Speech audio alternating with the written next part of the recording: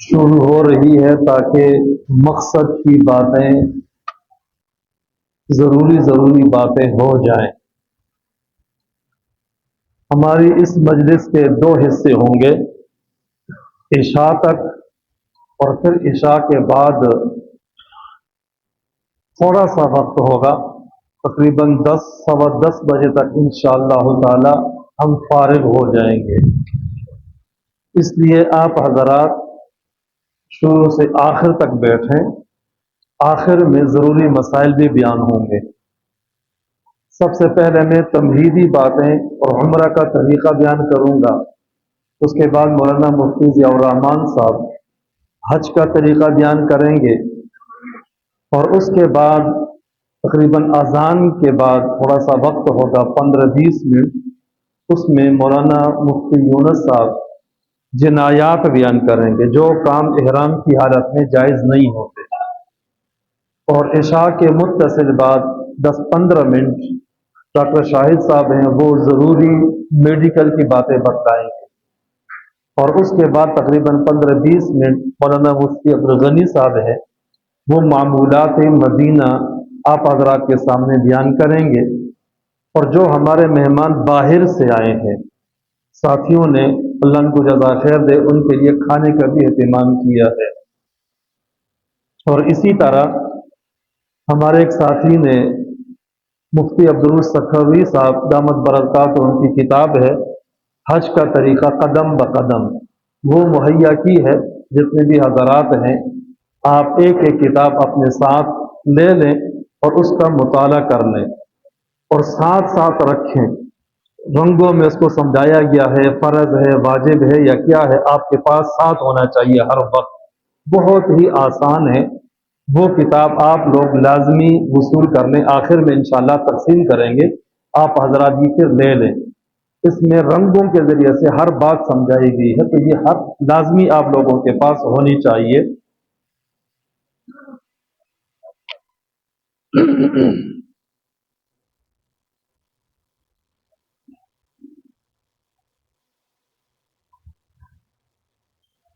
حج 3 قسم پہ ہے۔ حج افراد جس میں صرف حج کیا جاتا ہے، نمبر 2 حج تمتع جس میں حج بھی کیا جاتا ہے، عمرہ بھی کیا جاتا ہے، لیکن عمرہ کرنے کے بعد حلق کر کے عمرہ ختم کر دیا جاتا ہے، پھر حج کے لیے الگ سے احرام ہوتا ہے، تو 2 احرام ہوتے ہیں۔ تیسرا قران ہے، قران میں حج عمرہ دونوں کیے جاتے ہیں اور احرام ایک ہی ہوتا ہے، چنانچہ عمرہ کرنے کے بعد بندہ احرام میں ہی رہتا ہے اور اسی احرام میں پھر حج بھی کرتا ہے۔ حج افراد اور قران کرنے والے بہت کم لوگ ہیں، بلکہ سب حج تمتع ہی کرتے ہیں، اس لیے تمتع کا طریقہ ہی بیان کیا جائے گا۔ یعنی ایسا حج کریں گے کہ پہلے عمرہ کر لینا ہے ایک احرام کے ساتھ، پھر آزاد ہو جانا ہے، پھر جب حج کے ایام شروع ہوں تو نیا احرام باندھ کر پھر حج کرنا ہوتا ہے، اس کو حج تمتع کہا جاتا ہے۔ اللہ تبارک و تعالیٰ نے آپ حضرات کو حج کی توفیق دی، سب سے پہلے تو اللہ تعالیٰ کا شکر ادا کرنا چاہیے، اور دوسرا ادب یہ ہے کہ اپنے دوست احباب کو بتانا بھی چاہیے بطور شکر کے کہ میں نے حج یا عمرے کے لیے جانا ہے۔ اور تیسری اہم بات یہ ہے کہ اپنے دوست احباب ہیں ان سے معافی تلافی وغیرہ ہے وہ بھی کرا لی جائے، کوئی کمی بیشی ہے، قرض دینا ہے، یا ویسے ان سے بندہ مل لے کہ آپ کا قرض میں انشاءاللہ واپس آ کر دوں گا، یہ مستحبات میں سے ہے، اپنے دوست احباب سے ملاقات کرنا، معافی اور تلافی کرنا۔ پہلے عمرہ کیا جاتا ہے، البتہ یہاں سے جانے والے حاجی 2 قسم کے ہیں۔ نمبر 1 جو براہ راست حرم مکی جاتے ہیں، مکہ مکرمہ، وہ یہاں سے احرام باندھیں گے، لیکن کچھ حاجی وہ بھی ہیں جو براہ راست مدینہ منورہ جائیں گے، مدینہ منورہ میں کچھ دن گزارنے کے بعد مکہ جاتے ہیں، تو وہ یہاں سے احرام نہیں باندھیں گے بلکہ مدینہ سے جاتے ہوئے احرام باندھیں گے، گویا کہ مدینہ والے حضرات کے لیے احرام نہیں ہے یہاں سے، صرف مکہ جانے والوں کے لیے احرام ہے، اور حج تمتع میں پہلے عمرہ کیا جاتا ہے، تو عمرہ 4 چیزوں کا نام ہے۔ عمرہ میں کتنی چیزیں ہیں؟ 4: احرام، طواف، سعی، اور آخر میں حلق کرنا۔ احرام، طواف، سعی اور حلق کرنا، کتنی چیزیں ہوگی؟ 4۔ نمبر 1 احرام، نمبر 2 طواف، نمبر 3 سعی، اور نمبر 4 حلق یا قصر کرنا۔ سب سے پہلے احرام ہے۔ احرام سے پہلے غسل کیا جاتا ہے، اور اس میں حکم یہ ہے کہ جسم کے زائد بال، ناخن وغیرہ یہ کاٹ لیے جائیں، اور سنت کے مطابق غسل کر لیا جائے۔ اس میں خوشبودار چیز کوئی بھی استعمال کرنا چاہیں فی الحال کوئی مسئلہ نہیں۔ اور احرام میں پھر تفصیل یہ بھی ہے کہ اپنے گھر سے بھی احرام باندھ سکتے ہیں، ایئرپورٹ سے بھی باندھ سکتے ہیں، اور اگر راستے میں میقات سے پہلے پہلے باندھے تب بھی ٹھیک ہے۔ چنانچہ میقات سے 1 گھنٹہ پہلے یا 40 منٹ پہلے اعلان ہو جاتا ہے، خاص طور پر ہمارے PIA میں، کہ ہم میقات میں 1 گھنٹے کے بعد داخل ہونے والے ہیں۔ مقصد یہ ہوتا ہے کہ احرام کی نیت کر لی جائے، اور جب 5 منٹ باقی ہوتے ہیں تو پھر اعلان ہو جاتا ہے کہ اب تیار رہنا ہے۔ احرام یہاں سے بھی باندھ سکتے ہیں، گھر سے ثواب اس میں زیادہ ہے، لیکن شرط یہ ہے کہ پھر احرام کی پابندی بھی ہو سکے، اور جہاز جو ہے وہ وقت پہ جائے۔ اور اگر ایئرپورٹ پہ بھی احرام باندھنا چاہیں تو ماشاءاللہ یہاں بہت اچھا زبردست انتظام ہے، ہمارا احرام کہیں سے بھی باندھا جا سکتا ہے۔ تو غسل کے بعد احرام باندھنا ہے، لیکن احرام ان 2 چادروں کا نام نہیں ہے۔ احرام نام ہے تلبیہ کہنے اور نیت کرنے کا۔ لہذا اگر کسی نے غسل کر لیا، چادریں بھی پہن لی ہیں، اور ابھی نیت نہیں کی ہے، تو احرام کی پابندی ضروری نہیں ہے۔ ابھی پابندی نہیں شروع ہوئی ہے، پابندی تب شروع ہوگی 2 رکعت نفل پڑھنے ہوتے ہیں، اس کے بعد تلبیہ کہنا ہوتا ہے اور ساتھ نیت کرنی ہوتی ہے، تو تب احرام شروع ہوتا ہے۔ تلبیہ ہے لبیک اللہم لبیک لبیک لا شریک لک لبیک ان الحمد والنعمت لک والملک لا شریک لک لبیک اللہم لبیک لبیک لا شریک لک لبیک ان الحمد والنعمت لک والملک لا شریک لک۔ آپ اونچی آواز سے 2 مرتبہ کہہ دیں۔ لبیک اللہم لبیک لبیک لا شریک لک لبیک ان الحمد والنعمت لک والملک لا شریک لک لبیک اللہم لبیک لبیک لا شریک لک لبیک ان الحمد والنعمت لک والملک لا شریک لک۔ کوئی اور ساتھی جن کو آتا ہو وہ بھی پڑھ لے اونچی آواز سے۔ لبیک اللہم لبیک ان الحمد والنعمت لک والملک لا شریک لک لبیک اللہم لبیک لبیک لا شریک لک لبیک ان الحمد والنعمت لک والملک لا شریک لک۔ ماشاءاللہ، یہ تلبیہ ہے۔ احرام باندھنے کا طریقہ، جو احرام باندھا جاتا ہے 2 چادریں ہیں، شریعت میں کوئی طریقہ متعین نہیں ہے، جیسے بھی آسانی ہو باندھ دینا چاہیے۔ عملی طور پر آپ کو 1-2 طریقے بتائے جاتے ہیں کہ احرام اس طرح باندھا جائے تو بہتر ہے۔ ایک یہ چادر ہے، اس سے اس طرح احرام باندھنا ہے۔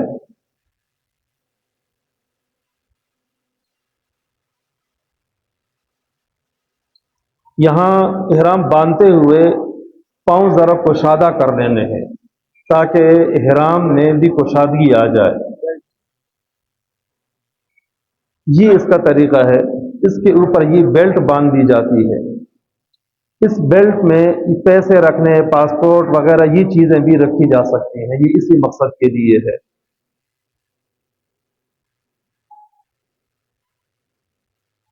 یہ اس طرح مضبوطی کے ساتھ باندھ دیا جاتا ہے۔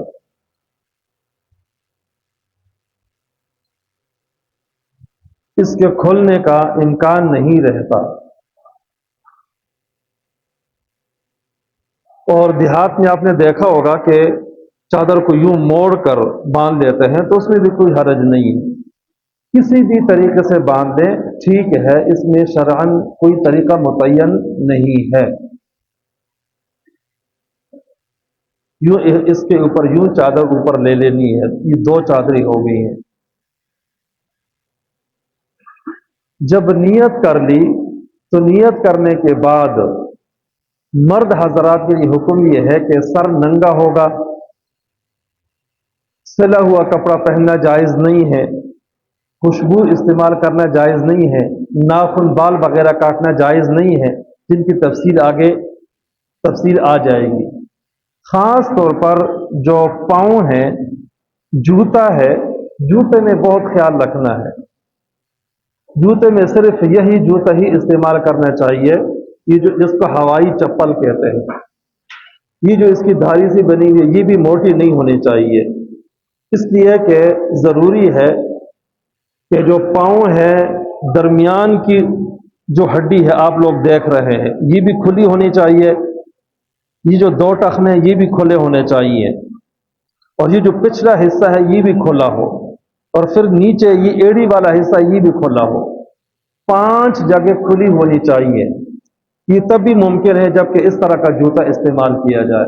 یہ سب مردوں کے لیے، عورتوں کے احکام ذرا مختلف ہیں، لہٰذا اس طرح کا جوتا استعمال کیا جائے.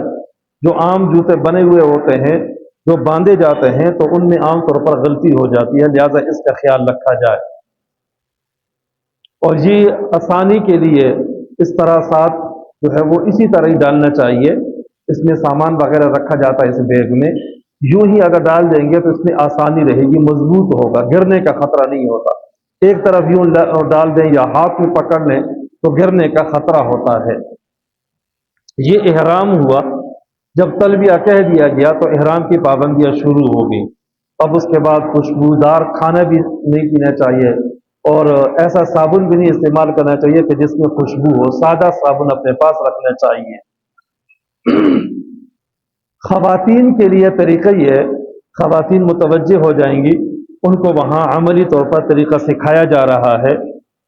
خواتین کا احرام صرف اور صرف اتنا ہے کہ ان کے چہرے پہ کپڑا نہیں لگنا چاہیے، باقی کوئی احرام نہیں، اپنے سادہ کپڑوں میں وہ رہیں. مسئلہ یہ ہے کہ خواتین کے لیے چہرے پہ کپڑا بھی نہیں لگنا اور پردہ بھی کرنا ہے. اس کا طریقہ حضرت عائشہ کی حدیث میں آیا ہے. وہ فرماتی ہیں کہ ہم نبی علیہ السلام کے زمانے میں جب حج کرتی تھی، جب محرم نہیں ہوتا تھا تو ہمارا چہرہ کھلا رہتا تھا، اور جب سامنے کوئی محرم آتا تھا تو ہم اپنے چہرے پہ اس طرح چادر آگے کر کے چہرہ ڈھانپ لیا کرتی تھی. اس کا یہ طریقہ ہو سکتا ہے کہ یہ پی کیپ اس کو کہا جاتا ہے، یہ ٹوپی ہے، یہ ٹوپی سر پہ رکھی جائے اور یہ پردہ ساتھ ہو. اب عام حالت میں جہاز میں بیٹھے ہیں یا کمرے میں ہیں تو کوئی مسئلہ نہیں ہے، چہرہ کھلا رہے. لیکن اگر جب غیر محرم سامنے ہو، مرد آ جائیں، تو ایسی صورت میں یوں پردہ کر دیا جائے، اور اس طرح پردہ کرتے ہوئے آتے ہوئے ہوا بھی لگتی ہے تو یوں ہاتھ کے ساتھ اس پردے کو یوں رکھا جائے، آگے رکھا جائے. تو اس طرح یہ کپڑا چہرے کے ساتھ ٹچ نہیں ہوگا، مس نہیں ہوگا، پردہ بھی ہو جائے گا اور احرام کی پابندی بھی ہو جائے گی. اس کا خیال رکھا جائے. اور اگر پھر بھی یوں کپڑا چہرے سے لگ بھی جائے تو وہ بہت تھوڑی دیر کے لیے لگتا ہے، اس میں دم وغیرہ نہیں ہے، بلکہ ایک صدقہ دے دیا جائے تو بھی کافی ہے. خواتین کے لیے باقی کوئی پابندی نہیں ہے، صرف ایک پابندی ہے، احرام المرأۃ فی وجہہا، کہ اس کے چہرے پہ کپڑا نہیں لگنا چاہیے. ہم کہتے ہیں کہ چہرہ کھلا ہوا ہونا چاہیے، ڈھانپنا منع یہ نہیں ہے. ان کے لیے پابندی یہ ہے کہ چہرے پہ کپڑا نہ لگے، پردہ بھی کرنا ہے اور کپڑا بھی نہیں لگنا چاہیے، یہ ان کے لیے حکم ہے. یہ احرام کا خلاصہ ہوا. عمرے میں کتنی چیزیں ہیں؟ 4. نمبر 1 احرام، باقی ایئرپورٹ پہ وہاں کیسے جانا ہے، پھر وہاں کیسے اترنا ہے، وہاں بھی گاڑی لینے آ جاتی ہے، پھر وہاں لے جاتے ہیں، یہ انتظامی چیزیں ہیں، اس کو آپ بہتر سمجھتے ہیں اور اس میں کوئی مشکل نہیں ہوتی، بلکہ ہر جگہ کے الگ الگ مسائل ہوتے ہیں. سب سے بہتر یہ ہے کہ وہاں پہنچ کر اپنے کمروں میں جایا جائے اور وہاں خوب آرام بندہ کر لے، غسل کر لے، آرام کر لے، اور جب اچھی طرح آرام ہو جائے تو عمرے کے لیے جائے۔ یہ جو ہم نے احرام پہنا ہوا ہوتا ہے اس کو اتارنا، دھونا، بدلنا کوئی مسئلہ نہیں ہے، یا اس میں غسل کیا جا سکتا ہے، وہاں گئے اتار دیا، غسل کیا، پھر وہیں پہ پہن لیا، تو اس میں کوئی حرج کی بات نہیں ہے۔ اور اس کے بعد دوسرا عمل ہے طواف کے لیے وہاں سے جانا۔ کسی بھی وقت وہاں طواف کے لیے جایا جا سکتا ہے۔ ویسے حرم میں داخل ہوتے ہیں تو اس کے لیے بھی دعا ہے، اس کی دعائیں یاد نہیں رہتی ہیں، اس لیے یہاں کتاب میں وہ دعا لکھی ہے وہ یاد رکھ کر لی جائے۔ پھر مسجد حرام میں جب داخل ہوں تو وہ دعا وہاں ساتھ پڑھ لی جائے۔ جیسے مسجد میں داخل ہوتے ہوئے تحیت المسجد کی 2 رکعتیں پڑھی جاتی ہیں، لیکن وہاں پہ یہ نہیں ہے، وہاں طواف کے لیے جا رہے ہیں تو 2 رکعتیں نہیں ہیں۔ یہ جو مسجد حرام ہے اس کا کچھ حصہ تو باہر ہے جس میں چھت ہی نہیں ہے، پھر دوسرا حصہ بہت بڑا حصہ ہے جس کے اوپر چھت ہے، اس کے بعد اندر جا کر بیت اللہ ہے جو کافی نیچے ہے، پھر نیچے پڑتا ہے وہ۔ بیت اللہ کی طرف جاتے ہوئے کوشش کی جائے کہ ویسے وہ وہاں لے جاتے ہیں، خاص طریقہ ہوتا ہے، بندہ اپنی مرضی سے جا ہی نہیں سکتا رش کی وجہ سے۔ جب وہاں قریب میں پہنچے تو راستے سے دائیں یا بائیں ہو کر بیت اللہ پہ نظر ڈالے۔ حدیث میں آتا ہے کہ بیت اللہ پہ جب پہلی نظر پڑتی ہے تو اس موقع پہ جو دعا کی جائے اللہ تعالیٰ اس کو قبول فرماتے ہیں۔ تو بسم اللہ اللہ اکبر وللہ الحمد یہ کہہ کر ہاتھ اٹھا کر بیت اللہ کی طرف رخ کر کے دعا کر لی جائے، لیکن راستے سے ہٹ کر تاکہ کسی کو تکلیف نہ ہو۔ پھر مزید آگے جائیں گے تو طواف کے لیے اوپر بھی جگہ ہوتی ہے، نیچے بھی ہوتی ہے، وہ حسب موقع پھر یا تو نیچے چھوڑ دیں گے یا نہیں چھوڑیں گے۔ کوشش تو یہ کرنی چاہیے کہ نیچے بالکل بیت اللہ کے ساتھ بندہ جا کر طواف کرے۔ بیت اللہ میں جب ہم جائیں گے تو پہلے اس بیت اللہ کا تعارف آپ یوں دیکھیں،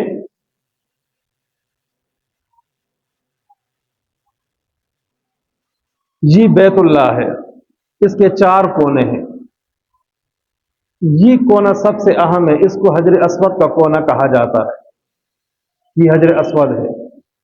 پھر یہ کونا ہے، اس کو رکن عراقی کہتے ہیں، یہ عراق کی طرف ہے۔ تیسرا کونا شام کی طرف ہے، اس کو رکن شامی کہا جاتا ہے۔ یہ رکن یمانی ہے، یہ یمن کی طرف ہے۔ یہ 4 کونے ہوں گے، حجر اسود کا کونا، رکن عراقی، چوتھا کونا رکن شامی، یہ رکن یمانی، یہ 4 کونے ہیں۔ پھر ان میں سے آپ دیکھیں یہ حجر اسود یہ لگا ہوا ہے، یہ حجر اسود ہے، یہ ہے باب کعبہ، دروازہ ہے یہ۔ حجر اسود اور باب کعبہ کے درمیان یہ ملتزم ہے، موقع ملے تو یہاں بندہ چمٹ کر دعا کرتا ہے۔ یہ مقام ابراہیم ہے، یہ جگہ، اس میں شیشہ ہے اور اس کے اندر وہ پتھر پڑا ہوا ہے جس پہ حضرت ابراہیم علیہ السلام نے پاؤں رکھا تھا اور بیت اللہ کی تعمیر کر رہے تھے، وہ نشانات اس میں اب بھی موجود ہیں، یہ مقام ابراہیم ہے۔ اب مسئلہ یہ ہے کہ ہم نے طواف شروع کرنا ہے۔ ایک بات تو یہ ہے کہ ہم نے جب احرام باندھا ہے تو اسی وقت سے کثرت کے ساتھ تلبیہ پڑھنا ہوتا ہے، اونچی آواز سے لبیک اللہم لبیک پڑھتے رہنا چاہیے آخر تک۔ جب ہم یہاں پہنچیں گے طواف یہاں سے شروع ہوتا ہے۔ یہ جو حصہ ہے یہاں پہ سامنے سب لائٹیں لگی ہوتی ہیں اور وہاں سب پٹی پہ لکھا ہوتا ہے، کئی زبانوں میں لکھا ہے، ابتدا طواف شروع ہونے کی جگہ، ختم ہونے کی جگہ، عربی میں، اردو میں، فارسی میں، انگریزی میں، سب میں لکھا ہوتا ہے۔ تو یہاں سب لائٹیں ہوتی ہیں سامنے، اس نشان پہ یہاں پہ پہنچنا ہے، یہاں سے طواف شروع ہوگا، یہاں سے طواف ختم بھی ہوگا۔ البتہ یہ بالکل جو حجر اسود کے سامنے والا یہ پٹی ہی سمجھنا چاہیے، یہ بالکل سامنے جگہ ہے، اس پہ جانے سے پہلے ذرا یہاں کھڑا ہو جانا ہے، تھوڑا سا اس طرف، یہاں کئی کام کرنے ہیں۔ نمبر 1، یہاں پہ استقبال کرنا ہے۔ استقبال میں جس طرح کہ ہم نماز شروع کرتے ہیں بسم اللہ اللہ اکبر، ہم اللہ اکبر کہہ کر نماز شروع کرتے ہیں، تو یہاں سامنے بسم اللہ اللہ اکبر ہاتھ اٹھانے ہیں باقاعدہ اور پھر نیچے کر لینے ہیں، یہ اس کو استقبال کہا جاتا ہے۔ ایک کام یہ کرنا ہے کہ یہاں استباء کر لینا ہے، استباء یہ ہوتا ہے، یہ کندھا جو ہے وہ ننگا ہونا چاہیے، یہ استباء ہے۔ یہ جو ہے وہ 7 چکروں کے اندر، طواف کے 7 چکروں میں استباع کیا جاتا ہے، تو یہیں پہ ہی استباع کر لیا جائے۔ نمبر 3 تلبیہ ختم کر دینا ہے۔ نمبر 4 یہاں پہ نیت کر لینی ہے، الفاظ اگر بولیں اے اللہ میں طواف کا ارادہ کرتا ہوں، عمرے کا ارادہ کرتا ہوں، اے اللہ میرے لیے آسانی فرما۔ ویسے نیت کا تعلق زبان سے نہیں دل سے ہی ہے، لیکن الفاظ بول دیے جائیں تو ٹھیک ہے، ورنہ ضروری نہیں ہے۔ تو یہاں پہ کچھ کام کر لینے ہیں، پھر اس کے بعد حجر اسود کے بالکل سامنے آ جانا ہے۔ یہاں ایک استلام ہوتا ہے، ایک اشارہ استلام ہوتا ہے۔ استلام کا مطلب یہ ہوتا ہے کہ حجر اسود پہ دونوں ہاتھ رکھ کر ان کو چھوا جائے، لیکن یہ ناممکن ہے رش کی وجہ سے، لہذا اشارہ کرنا ہوتا ہے، بالکل سامنے کھڑے ہو کر یوں اشارہ کرنا ہے، بسم اللہ اللہ اکبر ہی بھی ساتھ کہنا ہے، بسم اللہ اللہ اکبر، اور پھر اپنے دونوں ہاتھوں کو یوں چوم لینا ہے۔ اس کو کہتے ہیں اشارہ استلام۔ میں نے عرض کیا کہ استقبال، استباع وغیرہ ذرا ادھر کرنا ہے، اور یہ اشارہ سامنے سے کرنا ہے، لیکن وہاں فرق کرنا بہت مشکل ہو جاتا ہے بہت رش کی وجہ سے۔ اس میں آگے پیچھے ہو جائے کوئی مسئلہ نہیں ہے، بس کوشش ہی کی جائے کہ ہم نیت پہلے ہی کر لیں، بس باقی کام اگر بعد میں بھی ہو جائے تو کوئی مسئلہ نہیں ہے، یہیں سے ہمارا طواف شروع ہو جائے دوبارہ۔ اس میں آگے پیچھے ہونا ممکن ہے، اس میں کوئی ترتیب بھی ضروری نہیں ہے۔ اور یہ اشارہ ایک مرتبہ ہوا، اس کو آسانی کے لیے ہم استلام کہہ سکتے ہیں۔ استلام ویسے طواف میں 9 مرتبہ ہوتا ہے۔ کتنی مرتبہ ہوتا ہے؟ 9 مرتبہ، یاد رکھنا ہے۔ ہم نے پہلا استلام کیا اور رخ ہمارا یہاں حجر اسود کی طرف تھا، اب یہاں پہ رخ بدل کر آگے طواف شروع کرنا ہے۔ طواف شروع کرنے میں ایک مسئلہ تو یہ ہے کہ طواف کرتے ہوئے صرف آگے دیکھنا ہے، اس دوران بیت اللہ کی طرف دیکھنا مکروہ ہے، اور اس میں حکمت یہ ہے کہ ہم ادھر دیکھ رہے ہیں ادھر دیکھ رہے ہیں تو لوگوں کی بھی تکلیف ہے، ہمارے لیے بھی تکلیف ہے، لہٰذا آگے ہی دیکھنا ہوگا، بیت اللہ کی طرف اب دیکھنا مکروہ ہے۔ دوسرا اہم مسئلہ یہ ہے کہ استباع کرنا ہے، جس طرح کہ میں نے یہ عرض کی، استباع کا یہ طریقہ ہے کہ دایاں کندھا ننگا ہونا چاہیے۔ نمبر 3 7 چکر ہوتے ہیں، پہلے 3 چکروں میں رمل کرنا ہے۔ رمل کہتے ہیں پہلوانوں کی طرح قدم قریب قریب رکھتے ہوئے چلنا۔ تھوڑا سا رمل کر کے دکھائیں۔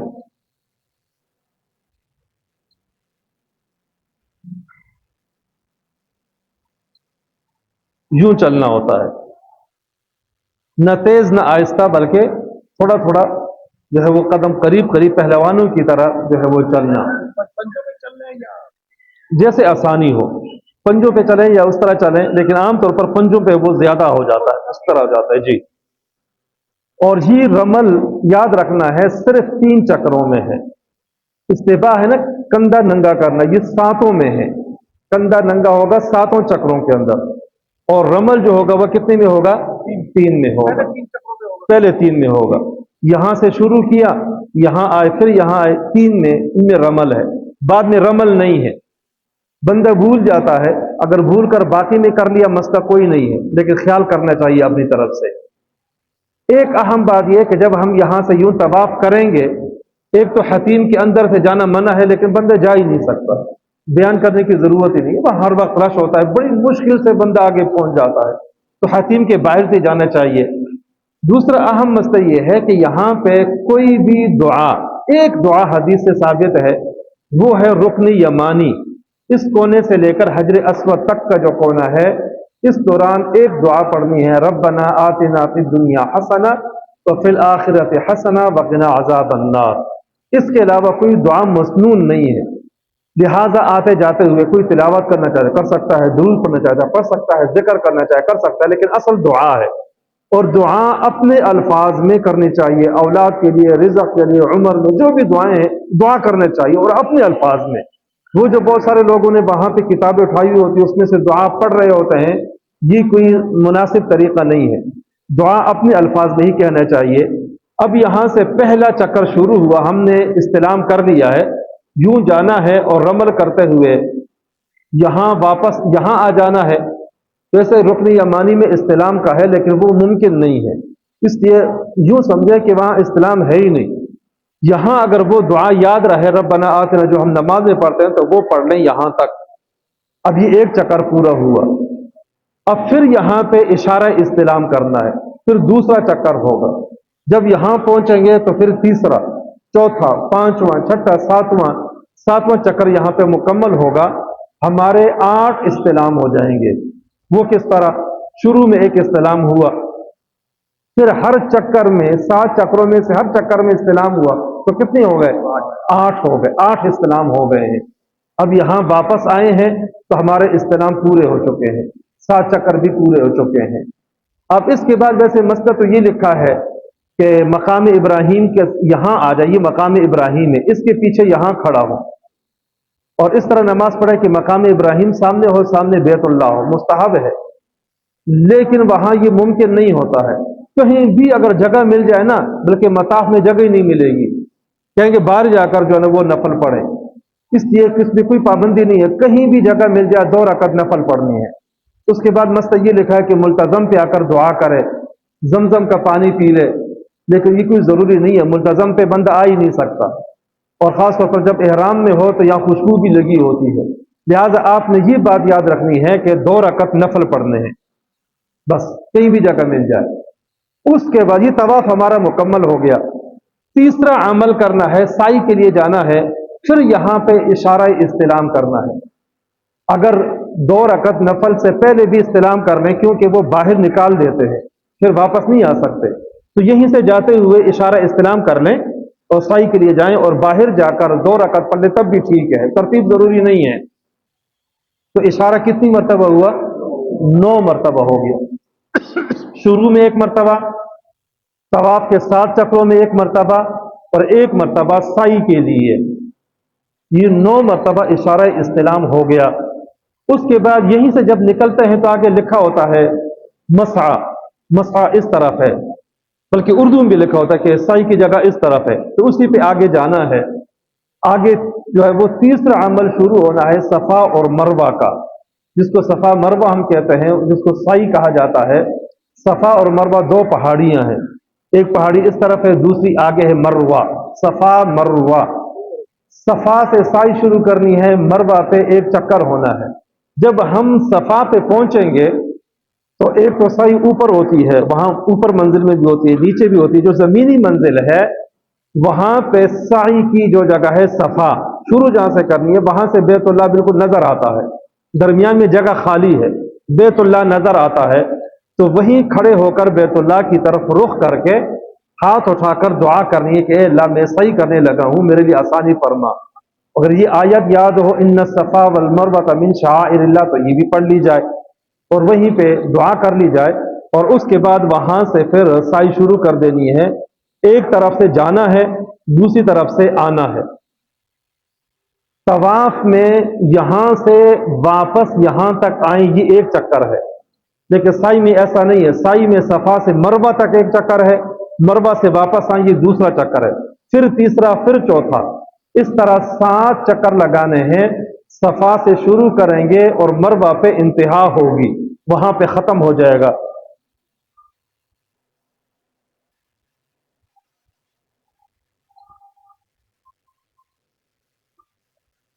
تو یہ 7 چکر لگانے ہیں صفا اور مروہ کے درمیان، جس کو سعی کہا جاتا ہے۔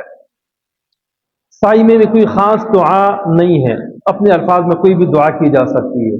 ایک اہم بات یہ ہے کہ جب صفا سے مروہ کی طرف جائیں گے، درمیان میں تقریباً یہ جو ہماری مسجد شروع ہوتی ہے، شروع سے لے کر آخر دروازے تک تقریباً اتنی جگہ ہوگی، دونوں طرف آتے جاتے ہوئے وہاں اوپر سبز لائٹیں لگی ہوئی ہیں، وہاں پہ اس جگہ میں ذرا تیز جانا ہے، تھوڑا سا عام رفتار سے، جس کو ہم بھاگنا کہہ سکتے ہیں، تیز ذرا جانا ہے، احادیث سے یہ ثابت ہے، اور وہاں جاتے ہی خود بخود پتہ چل جائے گا۔ مرد حضرات وہاں پہ ذرا بھاگ رہے ہوتے ہیں، عورتوں کے لیے وہاں پہ بھاگنا نہیں ہے، تیز نہیں جانا ہوتا ہے، وہ عام رفتار کے مطابق چلیں۔ تو بہرحال وہاں پہ یہ عمل ہے، جب مروہ پہنچیں گے تو پھر وہاں سے واپسی کریں گے تو پھر یہی مقام آئے گا، دوسری طرف بھی وہاں پر بھی ذرا تیز جانا ہے، اور اس طرح 7 چکر لگانے ہیں۔ ابتدا ہوگی کس سے؟ صفا سے، اور انتہا ہوگی مروہ پہ۔ تو درمیان میں ایک عمل ہے کہ جہاں سب لائٹیں ہیں وہاں ذرا تیز رفتار سے جانا ہے، واپسی پہ بھی وہاں دوسری طرف تیز رفتار سے آنا ہے، اور کوشش کریں کہ جو صفا کی وہاں پہاڑی جگہ بنی ہوتی ہے، وہ ذرا اونچی ہے، تو اونچی جگہ پہ جایا جائے. بہت سارے لوگ درمیان میں سے اس طرف چلے جاتے ہیں جہاں معذور حضرات کے لیے وہ سلسلہ ہوتا ہے، تو وہاں سے نہیں بلکہ پورے سے گھوم کر جو ہے وہ کرنا چاہیے. جب مربع پہ پہنچے اور آخری چکر مکمل ہو جائے تو اس کے بعد 2 رکعت نفل پڑھنا مستحب ہے. دیکھیے طواف کے بعد 2 رکعت پڑھنا واجب ہے، ضروری ہے، لیکن سعی کے بعد 2 رکعت صرف مستحب ہے. موقع مل جائے تو ٹھیک ہے، موقع نہ ملے تو کوئی مسئلہ نہیں ہے، وہ چھوڑتے نہیں ہے. میں خود جب سعی کے بعد وہ 2 نفل پڑھنے لگا تو اس نے مجھ سے پوچھا کہ کیا ہے، طواف کیا ہے؟ میں نے کہا طواف تو کر لیا سعی کے. اس نے کہا سعی کے بعد کوئی نفل نہیں ہے، نہیں چھوڑ رہے تھے. تو خیر کوئی مسئلہ نہیں، اگر نہ چھوڑے تو پھر بھی کوئی معاملہ نہیں ہے. اب 3 عمل مکمل ہو گئے: 1 احرام، نمبر 2 طواف، نمبر 3 سعی، اور نمبر 4 اب آخری عمل ہے اور وہ ہے حلق یا قصر. مردوں کے لیے افضل یہ ہے کہ پورے سر کا حلق مکمل طور پر کر لیں، اور اگر قصر بھی کر لیں کہ ہر طرف سے انگلی کے 3 پوروں میں سے 1 پورے کے برابر بھی ہر طرف سے کاٹتے ہیں تب بھی جائز ہے. البتہ عورتوں کے لیے صرف قصر ہے، اور اس کے بعد احرام کھول دینا ہے، اب آزاد ہو گئے. اس میں مسئلہ یہ ہے کہ ایک دوسرے کا حلق بھی کرنا چاہیں تو کوئی حرج کی بات نہیں، یہ مسائل میں یہ بات آ جائے گی. اب خواتین اور مردوں کے احرام میں یا عمرے میں جو چند باتوں میں فرق ہے، ان میں سے سب سے پہلی بات تو یہ ہے کہ خواتین کا احرام کوئی نہیں ہے، بس ان کے لیے صرف یہ پابندی ہے کہ چہرے پہ کوئی کپڑا نہ لگے. دوسری بات یہ ہے کہ مرد حضرات اونچی آواز سے تلبیہ کہتے ہیں، لیکن خواتین آہستہ کہیں گی. اسی طرح جو خواتین ہیں ان کے لیے استباح نہیں ہے، کندھے کا ننگا کرنا، ظاہر ہے کہ وہ تو ہے نہیں، اس میں احرامی کی چادریں ہی نہیں ہوتی ہے، یہ بھی نہیں ہے. اسی طرح ان کے رمل بھی نہیں ہے، پہلوانوں کی طرح جانا، یہ ان کے لیے نہیں ہے. اسی طرح سعی میں جہاں درمیان میں تھوڑی دیر بھاگنا ہوتا ہے، تیز جانا ہوتا ہے، ان کے لیے یہ حکم نہیں ہے. اور آخری اہم بات یہ ہے کہ ان کے لیے حلق نہیں ہے، بلکہ ان کے لیے صرف اور صرف قصر ہے کہ بال جو ہے وہ ہر طرف سے. بہتر طریقہ یہ ہے کہ مرد حضرات تو وہیں پہ دکانوں پہ جا کر حلق کرا لیتے ہیں، خواتین اپنے کمروں میں آ جائیں، اور کمروں میں محرم ہے یا خواتین ایک دوسرے کے لیے بال کاٹ دیں تو ٹھیک ہے، سر کے بال جو ہے وہ جمع کر لیے جائیں اور پیچھے سے ان کو کاٹ لیا جائے، تو آپس میں خود ہی ایک دوسرے کے لیے کاٹنا چاہیے، اور کوئی اس کا متبادل ہے ہی نہیں. خلاصہ یہ کہ آپ حضرات نے حج ایک پورے کے برابر، لیکن کوشش کی جائے کہ سب بال اکٹھے ہو جائیں تو ذرا زیادہ کٹ جائیں تاکہ ہر طرف سے پورا برابر ہو جائے. خلاصہ یہ ہے کہ آپ حضرات نے حج تمتع کرنا ہے، اور حج تمتع میں پہلے عمرہ ہوتا ہے، اور عمرے میں کل کتنی چیزیں ہیں؟ 4. نمبر 1 احرام، اس کا طریقہ آ گیا. نمبر 2 اس کے بعد ہے طواف. اس میں یاد رکھنا ہے کہ رمل صرف 3 میں ہے، باقی میں نہیں ہے. اور کندھے کا ننگا رکھنا یہ صرف طواف کے 7 چکروں میں، سعی میں ویسے نہیں ہے. اکثر وہاں لوگ بھول جاتے ہیں، مسئلہ کوئی نہیں ہے، لیکن کوشش کی جائے کہ جب سعی کی طرف جائیں تو ننگا جو ہے وہ کندھا ہے اب اس کو ڈانپ لیا جائے. اور جو اشارہ اصطلاح میں وہ 9 مرتبہ ہوتا ہے. اور ایک اہم بات یہ ہے کہ طواف کے دوران بیت اللہ کی طرف دیکھنا مکروہ عمل ہے، اس کا بھی خیال رکھا جائے. اس کے بعد سعی ہے جو صفا سے شروع ہوگی اور مربع پہ ختم ہوگی. طواف میں مسئلہ یہ ہے کہ حجر اسود سے حجر اسود تک یہ 1 چکر ہوتا ہے، لیکن صفا مروہ میں صفا سے مروہ تک 1 چکر ہے. اس طرح 7 چکر پورے کرنے ہوتے ہیں. اور طواف کے بعد 2 رکعت واجب ہیں، مکروہ وقت ہو تو مؤخر کر دیں، لیکن یہ واجب ہے، یہ ضروری ہے، اس کے علاوہ کوئی چارہ نہیں ہے. اور سعی کے بعد 2 رکعت مستحب ہے، کوئی ضروری نہیں ہے، اگر چھوٹ بھی جائیں تو کوئی حرج کی بات نہیں ہے. اب عمرہ مکمل ہو گیا ہے، اب حج کرنا ہے تمتع. تو اس میں تمتع کے لیے مسئلہ یہ ہے کہ حج آگے آپ شروع کریں گے تو 8 ذوالحجہ تک انتظار میں رہیں گے. اس دوران کوئی زیارت کرنا چاہے اور ویسے نفلی طواف کرنا چاہے، کوئی بھی عمل کرنا چاہے، بہت سارے حضرات مدینہ جو ہے وہ بھیج دیتے ہیں، تو درمیان میں آزاد ہیں کیونکہ احرام مکمل ہو چکا ہے اور ختم ہو چکا ہے، تو اب حج کا جو ہے وہ انتظار کیا جاتا ہے. اور 8 ذوالحجہ سے پھر آگے احرام کا عمل شروع ہوتا ہے. اور احرام کے بارے میں مولانا مفتی ضیاء الرحمان صاحب ہیں، حج کے بارے میں وہ ابھی تفصیل بتائیں گے۔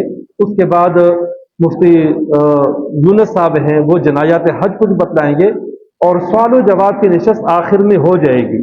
ضروری مسائل میں خود بیان کر دوں گا، تقریباً سارے مسائل آ جائیں گے۔ پھر بھی اگر آپ حضرات کے ذہن میں کوئی سوال ہوگا تو انشاءاللہ آخر میں اس سلسلے میں باقاعدہ نشست ہوگی۔ الرحمن الرحیم نحمده ونصلی علی رسوله الکریم۔ خوش قسمت ہے وہ ساتھی اور بزرگ اور بھائی کے جن کو اللہ تعالیٰ اس سال حج کی سعادت عطا فرمائیں گے۔ اللہ تعالیٰ ان سب کو حج مبرور کی توفیق عطا فرمائے، کیونکہ حدیث میں آتا ہے کہ نبی کریم صلی اللہ علیہ وسلم سے صحابی نے پوچھا، یا رسول اللہ سب سے افضل عمل کون سا ہے؟ تو آپ صلی اللہ علیہ وسلم نے فرمایا کہ اللہ اور اللہ کے رسول پر ایمان لانا۔ دوسرا سوال انہوں نے یہ کیا کہ پھر اس کے بعد سب سے افضل عمل کون سا ہے دوسرے نمبر پر؟ تو حضور صلی اللہ علیہ وسلم نے فرمایا الجہاد فی سبیل اللہ، اللہ کے راستے میں جہاد کرنا۔ پھر صحابی نے پوچھا، یا رسول اللہ اس کے بعد کون سا عمل ہے جو سب سے افضل ہو؟ تو حضور صلی اللہ علیہ وسلم نے فرمایا کہ الحج المبرور، حج مبرور سب سے افضل عمل ہے۔ تو حج مبرور وہ حج ہوتا ہے کہ جس حج کے اندر انسان کوئی گناہ کا کام نہ کرے، ایسا حج کرے کہ گناہ سے بالکل 100% بچتا رہے، وہ حج مبرور ہوتا ہے۔ تو سب سے پہلے یہ جاننا چاہیے کہ حج کے فرائض اور واجبات کیا ہیں۔ حج کے اندر 3 فرائض ہیں۔ نمبر 1 احرام باندھنا، نمبر 2 وقوف عرفات، نمبر 3 طواف زیارت۔ یہ 3 چیزیں حج میں فرض ہیں، اور فرض کا مطلب یہ ہے کہ اگر ان میں سے ایک چیز بھی رہ جائے تو حج بالکل ادا نہیں ہو سکتا۔ اور حج کے واجبات جو ہیں وہ 6 ہیں، 6 چیزیں حج کے اندر واجب ہیں۔ نمبر 1 سعی کرنا، صفا اور مروہ کے درمیان 7 چکر جو سعی کے لگائے جاتے ہیں، یہ حج میں بھی واجب ہے۔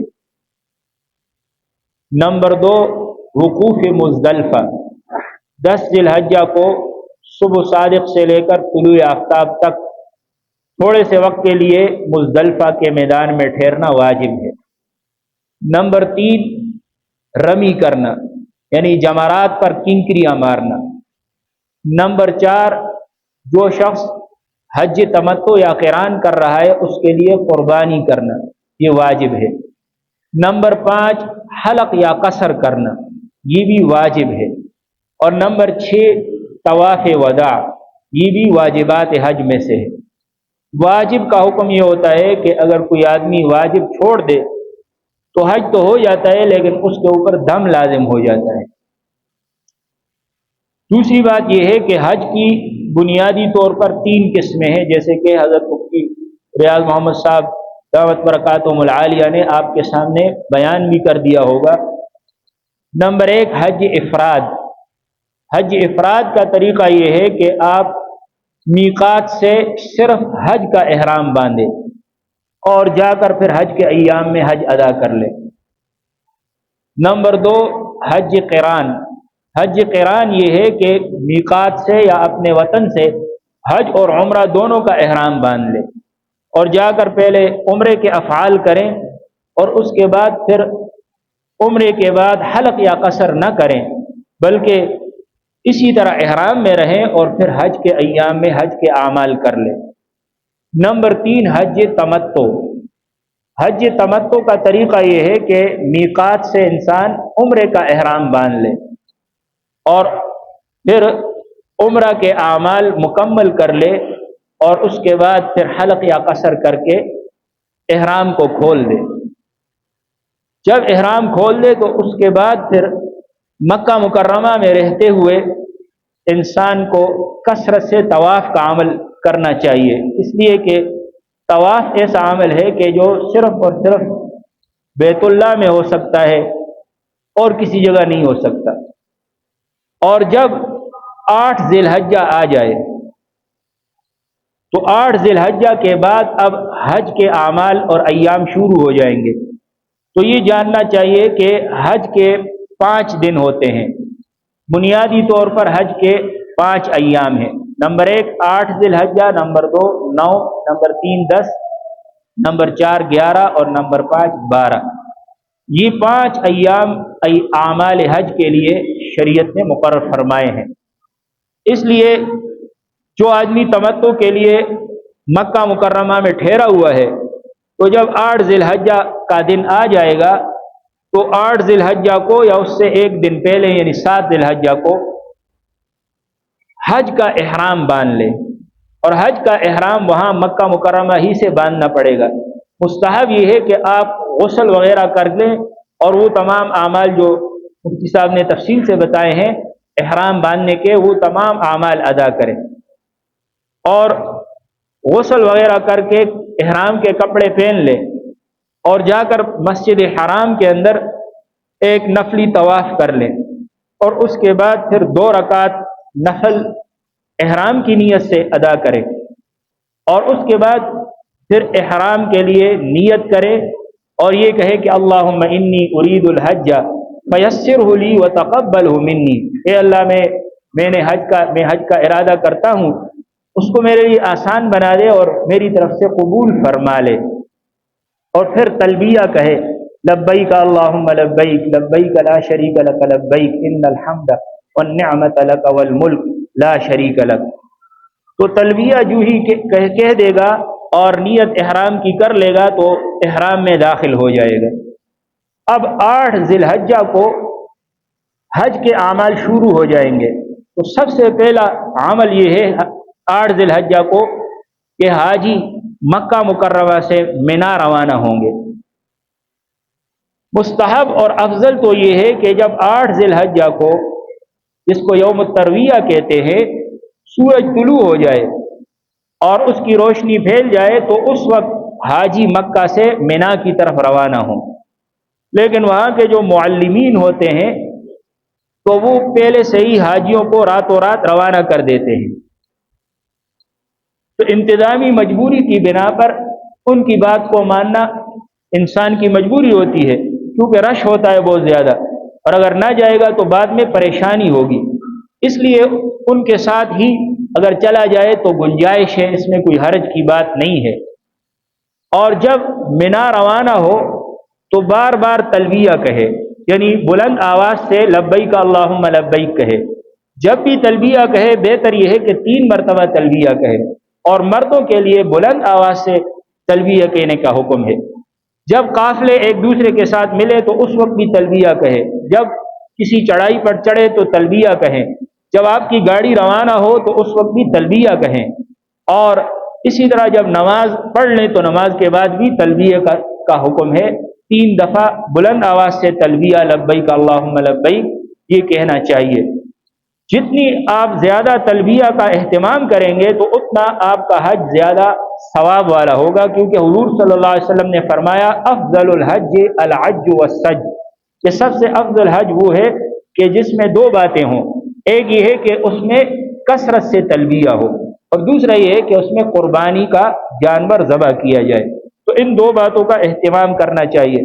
اب 8 ذی الحجہ کو جب آپ منا میں پہنچ جائیں گے تو وہاں ایک تو کثرت سے تلبیہ کہنے کا حکم ہے، تلبیہ کہنا کثرت سے اس کا اہتمام کریں۔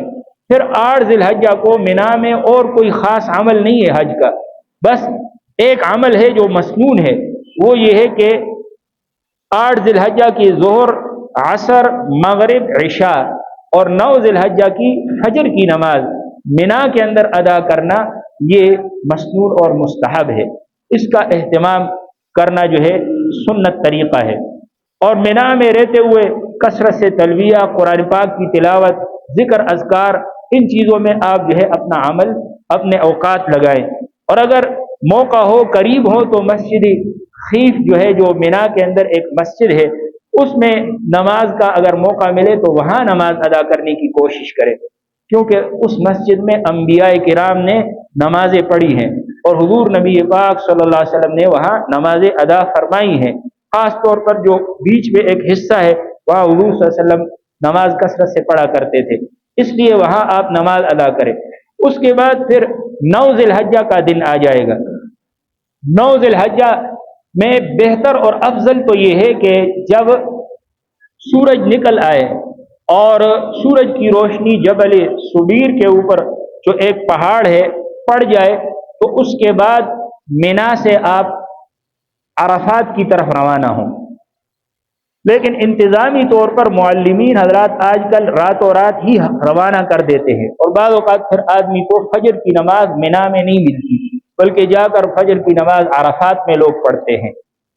تو اگر مجبوری ہو اور کوئی چارہ کار نہ ہو تو اس کی اجازت ہے، اور اکابر فرماتے ہیں کہ اس طرح کرنے میں کوئی واجب یا کوئی فرض نہیں چھوٹتا، تو اس لیے گنجائش ہے مجبوری کی بنا پر۔ لیکن اگر کسی کا انتظام ہو سکے تو افضل اور سنت یہ ہے کہ آدمی فجر کی نماز مینا میں ادا کرے اور پھر وہاں سے روانہ ہو عرفات کی طرف۔ 9 ذی الحجہ کو حج کا سب سے بڑا رکن ادا کرنا ہے، اور وہ ہے وقوف عرفہ۔ وقوف کا معنی ہوتا ہے ٹھہرنا، اور عرفات یہ ایک بہت بڑا میدان ہے۔ اس میدان کے اندر وقوف کرنا یہ حج کا سب سے بڑا رکن ہے۔ اس کا وقت یہ ہے کہ جب 9 ذی الحجہ کو سورج کا زوال ہو جائے، زوال شمس ہو جائے اور ظہر کی نماز کا وقت داخل ہو جائے، تو اس وقت سے لے کر غروب تک عرفات میں وقوف کرنا ہے۔ فرض تو صرف وہاں تھوڑا سا وقوف ہے، لیکن واجب یہ ہے کہ مغرب تک وہاں وقوف کرے۔ اب وقوف عرفات کا مستحب طریقہ یہ ہے کہ زوال سے پہلے آپ وہاں بہتر یہ کہ غسل کر لیں وقوف عرفات کے لیے، اس لیے کہ جیسے جمعے کی نماز کے لیے غسل سنت ہے تو وقوف عرفات کے لیے بھی اسی طرح غسل کرنا سنت ہے، اور آج کل وہاں غسل خانے ہوتے ہیں، اس میں انتظام ہوتا ہے تو آدمی آسانی سے غسل کر سکتا ہے۔ زوال سے پہلے غسل سے جب فارغ ہو جائے تو زوال کے بعد وہاں اگر مسجد نمرہ کے اندر نماز پڑھنے کا موقع ہو، وہاں قریب کوئی آدمی ہو، تو مسجد نمرہ کے اندر امام حج کے پیچھے نماز پڑھنا زیادہ بہتر ہے۔ اور اس کا طریقہ یہ ہے کہ ظہر اور عصر دونوں کی نمازوں کو جمع کیا جاتا ہے مسجد نمرہ کے اندر۔ تو اب اگر وہاں امام صاحب جو ہے وہ مسافر ہوں اور وہ قصر کر رہے ہوں تو آپ بھی اس کے پیچھے جو ہے وہ قصر کر سکتے ہیں، جبکہ آپ بھی جو ہے مسافر ہوں کے ایام میں۔ تو یہ ایک مستقل مسئلہ ہے جو آخر میں انشاءاللہ مفتی صاحب آپ سے عرض کریں گے کہ آپ نے مینا میں اور عرفات میں پوری نماز پڑھنی ہے یا قصر کرنی ہے۔ خلاصہ یہ ہے کہ اگر آپ وہاں 15 دن یا اس سے زیادہ مقیم ہو تو پھر آپ نے وہاں پوری نماز پڑھنی ہے، اور اگر آپ وہاں 15 دن مقیم نہیں ہے بلکہ 15 دن سے کم مکہ میں بن رہے ہیں تو پھر وہاں آپ قصر نماز پڑھیں گے۔ تو بہرحال مسجد نمرہ کے اندر امام الحج کے پیچھے اگر کوئی آدمی جمع بین الصلاتین کرے تو یہ سنت ہے، لیکن اگر اپنے خیمے میں نماز پڑھے کیونکہ وہاں ہر کسی کو جانے کی اجازت نہیں ہوتی، تو پھر حکم یہ ہے کہ ظہر کی نماز اپنے وقت میں پڑھے اور عصر کی نماز اپنے وقت میں پڑھے، اس لیے کہ جمع بین الصلاتین کے لیے یہ شرط ہے کہ امام حج کے پیچھے آدمی نماز پڑھ رہا ہو، اور ظاہر ہے کہ وہ ہر کسی کو میسر نہیں ہے۔ تو اگر اپنے خیمے میں پڑھیں گے تو اگرچہ باجماعت ہو، وہاں آپ ظہر کی نماز اپنے وقت میں پڑھیں اور عصر کی نماز اپنے وقت میں پڑھیں۔ اگر کوئی اور آپ کو بتائے کہ اس طرح نہ کرے، یہ کرے وہ کرے، ان کی بات کی طرف دھیان نہ کرے، نہ تو کسی سے جھگڑا کرے اور نہ کسی سے بحث مباحثہ کریں، بلکہ یہ ہے کہ اپنا جو آپ نے اپنے علماء سے سنا ہے اس کے مطابق عمل کرے، اسی میں عافیت ہے۔ اس لیے کہ وہاں مختلف نظریات کے لوگ ہوتے ہیں، اور قرآن میں اللہ تعالیٰ نے فرما دیا کہ الحج اشہر معلومات فمن فرض فیہن الحج، جس کے اوپر حج فرض ہوا اور حج کرے تو فلا رفث، وہ حج کے دوران نہ تو بے حیائی کی بات کرے، ولا فسوق، نہ گناہ کا کام کرے، ولا جدال فی الحج، اور حج میں جھگڑا بھی نہ کرے۔ تو اس لیے وہاں جھگڑنے سے بچنا بہت ضروری ہے۔ جب نماز پڑھ لیں ظہر کی تو اس کے بعد اب وقوف عرفہ کا وقت ہے، یہ انتہائی عظیم الشان اور بڑی فضیلت والا دعاؤں کی قبولیت کا وقت ہے۔ لہذا اب اس میں بہتر تو یہ ہے کہ آدمی کھلے آسمان کے نیچے کھڑے ہو کر ہاتھ اٹھا کر دعا کرے، بار بار تلبیہ بھی پڑھے، درود شریف پڑھے، لا الہ الا اللہ، سبحان اللہ، الحمدللہ یہ بھی پڑھے۔ اور اگر موقع ملے تو وہاں ایک پہاڑ ہے جس کو جبل رحمت کہتے ہیں، اس کے قریب اگر جانا آسان ہو تو وہاں جانا چاہیے، کیونکہ رسول اللہ صلی اللہ علیہ وسلم نے وہاں وقوف فرمایا۔ وہاں ایک جگہ ہے جہاں سیاہ پتھر لگے ہوئے ہیں، وہاں حضور صلی اللہ علیہ وسلم کا موقف ہے، تو اس لیے اس جگہ وقوف عرفات کرنا یہ زیادہ افضل اور بہتر ہے۔ لیکن اگر نہ بھی ہو موقع تو آدمی جو ہے کھلے آسمان کے نیچے اللہ سے دعائیں کرے۔ تو وقوف عرفات میں اور کوئی خاص اس طرح عمل نہیں، بس یہ کہ افضل یہ کہ بہتر افضل یہ کہ کھڑے ہو کر آپ اللہ سے دعائیں کریں۔ جتنی دعائیں آپ کریں گے وہاں قبولیت دعا کا مقام ہے، اور کوئی خاص متعین دعا وقوف عرفات کی ایسی نہیں ہے کہ اس کے بغیر وقوف نہ ہو سکے، بلکہ یہ ہے کہ کوئی بھی دعا آپ کر سکتے ہیں۔ البتہ ایک دعا کے بارے میں رسول اللہ صلی اللہ علیہ وسلم نے فرمایا کہ انبیاء کرام نے اس جگہ میں یہ دعا فرمائی ہے، لا الہ الا اللہ وحدہ لا شریک لہ لہ الملک ولہ الحمد وہو علی کل شیء قدیر۔ اور اگر دعاؤں کی کتاب آپ کے پاس ہو، الحزب الاعظم جو حضرت ملا علی قاری رحمۃ اللہ علیہ کی کتاب ہے، اس میں انہوں نے قرآن کی ساری دعائیں جمع کی ہے اور حدیث کی بھی ساری دعائیں جمع فرما دی ہیں، اور اس کا خلاصہ حضرت تھانوی رحمۃ اللہ علیہ کا ہے مناجات مقبول۔ تو وہ اگر آپ کے پاس ہو تو اس میں ساری دعائیں جو رسول اللہ صلی اللہ علیہ وسلم نے مانگی ہیں یا جو قرآن میں آئی ہے وہ سب آ جاتی ہے، اور ترجمہ بھی نیچے دیکھتے رہے تو اس میں آپ کی ساری ضروریات اور حاجات کی دعائیں آ گئی۔ تو بہرحال کھڑے ہو کر وقوف عرفہ کرنا ہے، جب تک آپ میں سکت ہے کھڑے ہوں، اگر کھڑے نہیں ہو سکتے تو بیٹھ جائے۔ کھڑا ہونا کوئی فرض یا واجب نہیں ہے، مستحب ہے۔ اگر کوئی معذور ہے وہ شروع سے بھی بیٹھ سکتا ہے، بیٹھ کر دعائیں کرے۔ اس طریقے سے دعاؤں میں یہ وقت گزارنا ہے۔ اگر کوئی آدمی بیمار ہو جائے اور وہ مغرب تک وقوف نہ کر سکے تو اس کے لیے یہ بھی گنجائش ہوتی ہے کہ وہاں کچھ دیر کے لیے زور سے مغرب تک کا جو وقت ہے اس میں کچھ دیر کے لیے جائے اور وقوف کر لے۔ چنانچہ وہاں کی انتظامیہ ایسے لوگ جو بیمار ہو جاتے ہیں ان کے لیے انتظام بھی کرتی ہے، ایمبولینس میں لے جاتے ہیں اور وہاں کچھ دیر کے لیے ان کا وقوف کروا لیتے ہیں۔ اس سے یہ ہوتا ہے کہ فرض ادا ہو جاتا ہے، لیکن واجب یہ ہے کہ غروب آفتاب تک وہاں آپ وقوف کریں۔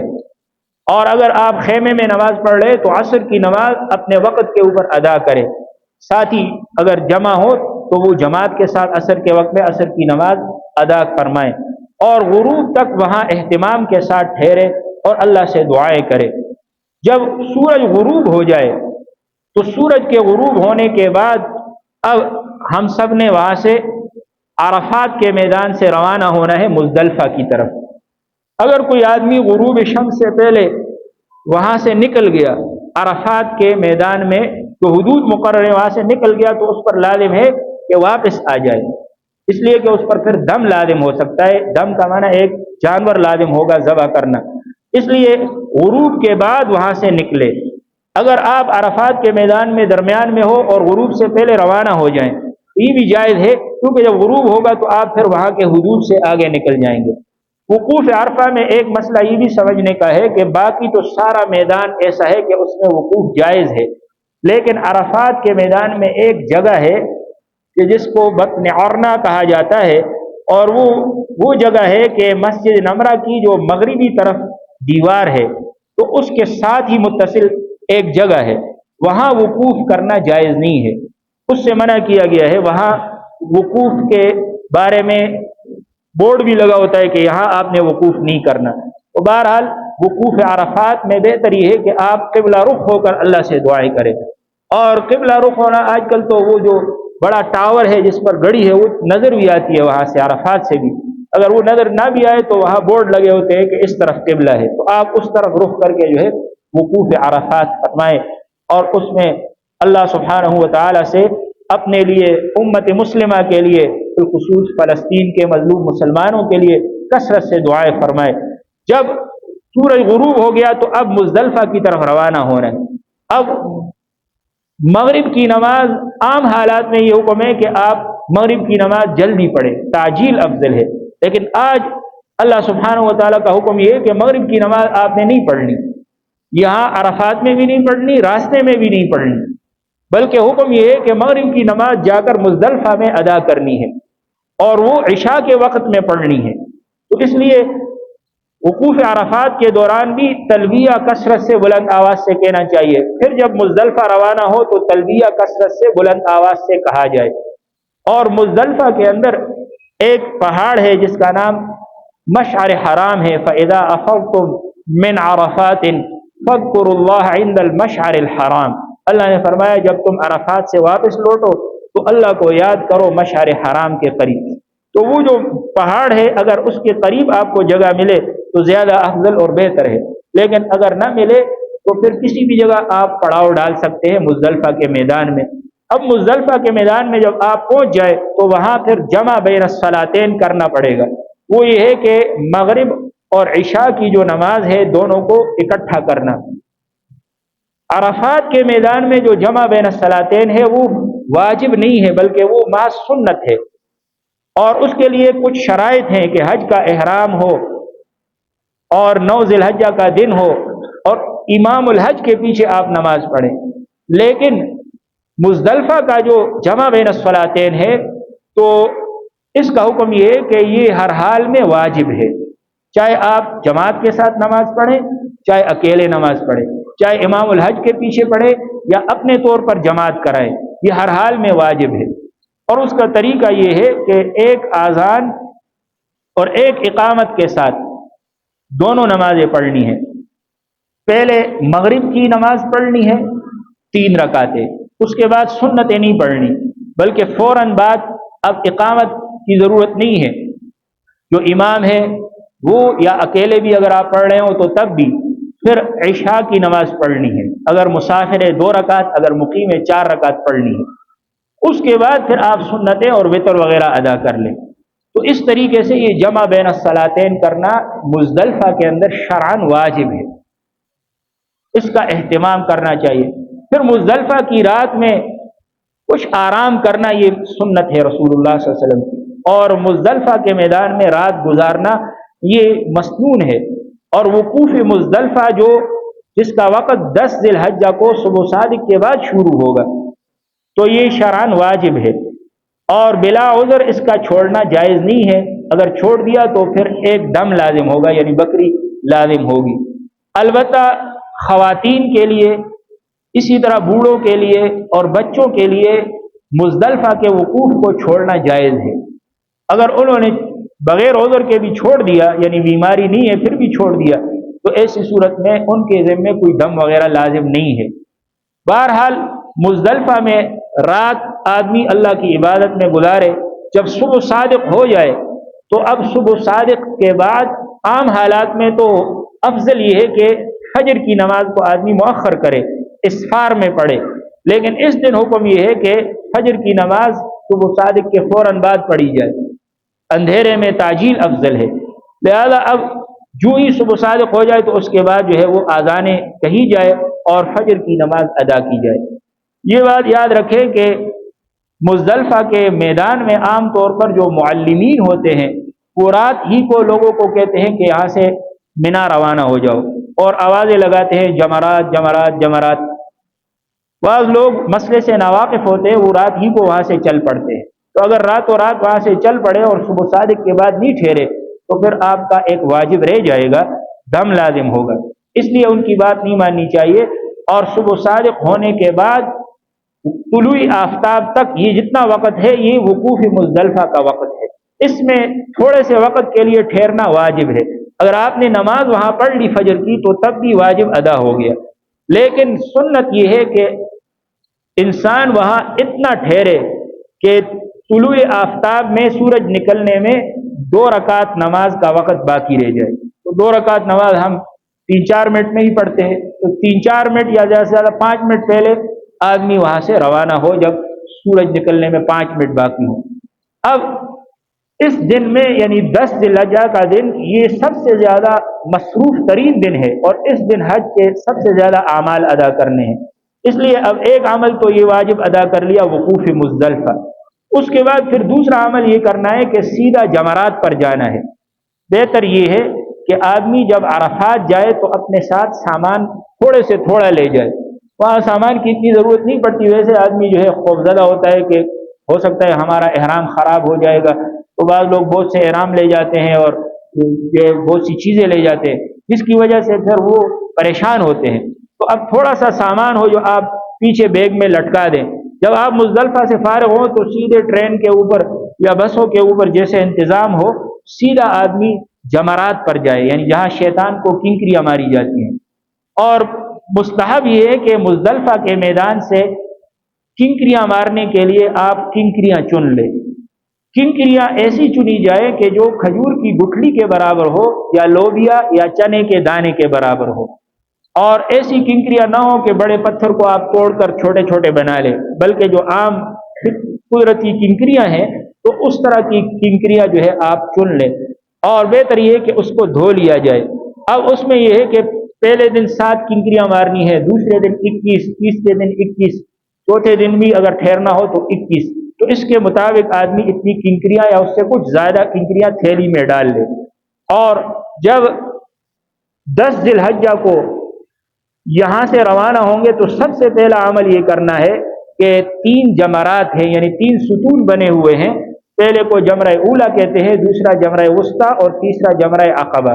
تو ان تینوں ستونوں پر حضرت ابراہیم علیہ السلام نے شیطان کو کنکریاں ماری تھی۔ جب حضرت اسماعیل علیہ السلام کو اللہ نے حکم دیا ذبح کریں تو مینا میں تشریف لے جا رہے تھے، شیطان ایک جگہ سامنے نمودار ہوا، حضرت ابراہیم علیہ السلام نے 7 کنکریاں اس کو ماری تو وہ زمین میں دھس گیا، پھر دوسری جگہ نمودار ہوا، پھر 7 کنکریاں ماری، وہ زمین میں دھس گیا، پھر تیسری جگہ۔ تو اس لیے یہ عمل اللہ کو اتنا محبوب ہوا اور اللہ کو اتنا پیارا لگا کہ اللہ نے اس کو قیامت تک جاری فرما دیا۔ تو اس لیے اب یہ حضرت ابراہیم علیہ السلام کی سنت ہے، اور اس میں یہ سبق ہے کہ ہم نے زندگی میں اپنی خواہشات اور شیطان ان کی پیروی نہیں کرنی۔ اگر وہ اللہ کے حکم میں آڑے آئے گا تو ہم اس کو دھتکاریں گے۔ تو اس لیے اب 10 ذی الحجہ کو پہلی ستون کو آپ چھوڑ دیں، دوسری ستون کو بھی چھوڑ دیں، تیسرے ستون پر جو جمرہ عقبہ ہے جس کو لوگ کہتے ہیں یہ بڑا شیطان ہے، اس پر جا کر رمی کرنی ہے۔ اس کا مستحب اور بہتر طریقہ یہ ہے کہ جہاں ستون ہے تو اس کے ارد گرد ایک احاطہ سا بنایا گیا ہے جو 3 ہاتھ کے فاصلے تک ہے، تو آدمی وہاں اس ستون سے کم از کم 5 ہاتھ کے فاصلے پر کھڑا ہو جائے، اور اس طرح کھڑا ہو کہ دائیں طرف مسجد نمرہ ہو، مسجد خیف ہو، اور بائیں طرف مکہ مکرمہ ہو۔ وہاں لوگ اس طرح کھڑے ہوتے، تھوڑا سا آگے جا کر اگر آپ کنکریاں ماریں گے تو آسانی ہوتی ہے، رش میں نہ جائیں۔ وہاں جا کر آپ نے اس طرح کنکریاں مارنی ہے کہ ان 2 انگلیوں میں اس طرح ایک کنکری پکڑ لے، اور اس طرح کنکری مارے کہ آپ کا جو یہ بغل ہے یہ کھل جائے، یعنی تھوڑا سا اوپر اس طرح اونچا کرے، اور یہ جو ستون ہے اس کے جڑ میں کنکری مارنے کی کوشش کرے، اور کنکری مارتے ہوئے یوں کہنا مستحب ہے کہ بسم اللہ اللہ اکبر رغما للشیطان ورضا للرحمن اللہم اجعلہ حجا مبرورا وسعیا مشکورا وتجارتا لن تبورا۔ تو یہ دعا اگر نہ بھی آئے تو صرف یہ کہے بسم اللہ اللہ اکبر، اور کنکری اگر اس ستون پر لگی اور اس کے احاطے میں گری یا اس ستون کے جڑ میں لگی تو آپ کی کنکری درست ہو گئی، لیکن اگر وہ ستون سے دور گر گئی تو پھر وہ کنکری دوبارہ مارنی پڑے گی۔ اس طرح 7 کنکریاں مارنا اس دن کا حکم ہے۔ اگر کوئی کنکری ضائع چلی گئی تو اس کی جگہ دوسری کنکری مارے۔ اس میں ایک مسئلہ یہ سمجھنا ضروری ہے کہ کنکریاں حتی الامکان آدمی رمی خود کرے، بغیر شرعی عذر کے رمی کے لیے کسی کو نائب بنانا جائز نہیں ہے، ورنہ تو پھر اس کی رمی ادا نہیں ہوگی۔ اور عذر یہ ہے کہ انسان اتنا معذور ہو کہ کھڑے ہو کر نماز بھی نہیں پڑھ سکتا، اور وہاں تک جانے کے لیے کوئی سواری کا انتظام نہ ہو، تو پھر کسی کو نائب بنانا جائز ہے۔ اور نائب بنانے کے لیے ضروری ہے کہ باقاعدہ اس کو کہا جائے کہ آپ میری طرف سے کنکریاں مارے۔ اگر اس کو نائب نہ بنایا ہو، از خود کسی نے دوسرے کی طرف سے مار لی تو یہ ٹھیک نہیں ہوگا۔ اسی طریقے سے بہتر یہ ہے کہ جو نائب ہے وہ پہلے اپنی رمی کرے، اور اس کے بعد پھر جس کی طرف سے نائب بنایا گیا ہے اس کی طرف سے رمی کرے۔ تو یہ طریقہ ہے 10 ذی الحجہ کی رمی کا۔ جب 10 ذی الحجہ کی رمی سے آپ فارغ ہو جائیں تو اس کے بعد پھر تیسرا واجب اس دن میں قربانی کرنا ہے۔ قربانی جو ہے 10 ذی الحجہ کو بھی کر سکتے ہیں، 11 کو بھی، 12 کو بھی، तीनों दिनों में आप कुर्बानी कर सकते हैं। इसलिए कुर्बानी के लिए पहले से इंतजामात होते हैं। आजकल तो खुद आदमी वहाँ जा भी नहीं सकता, इदारों के ज़रिए कुर्बानी कराई जाती है। तो उनकी तरफ से जो वक़्त आपको दिया गया है तो उस वक़्त का इंतज़ार करें।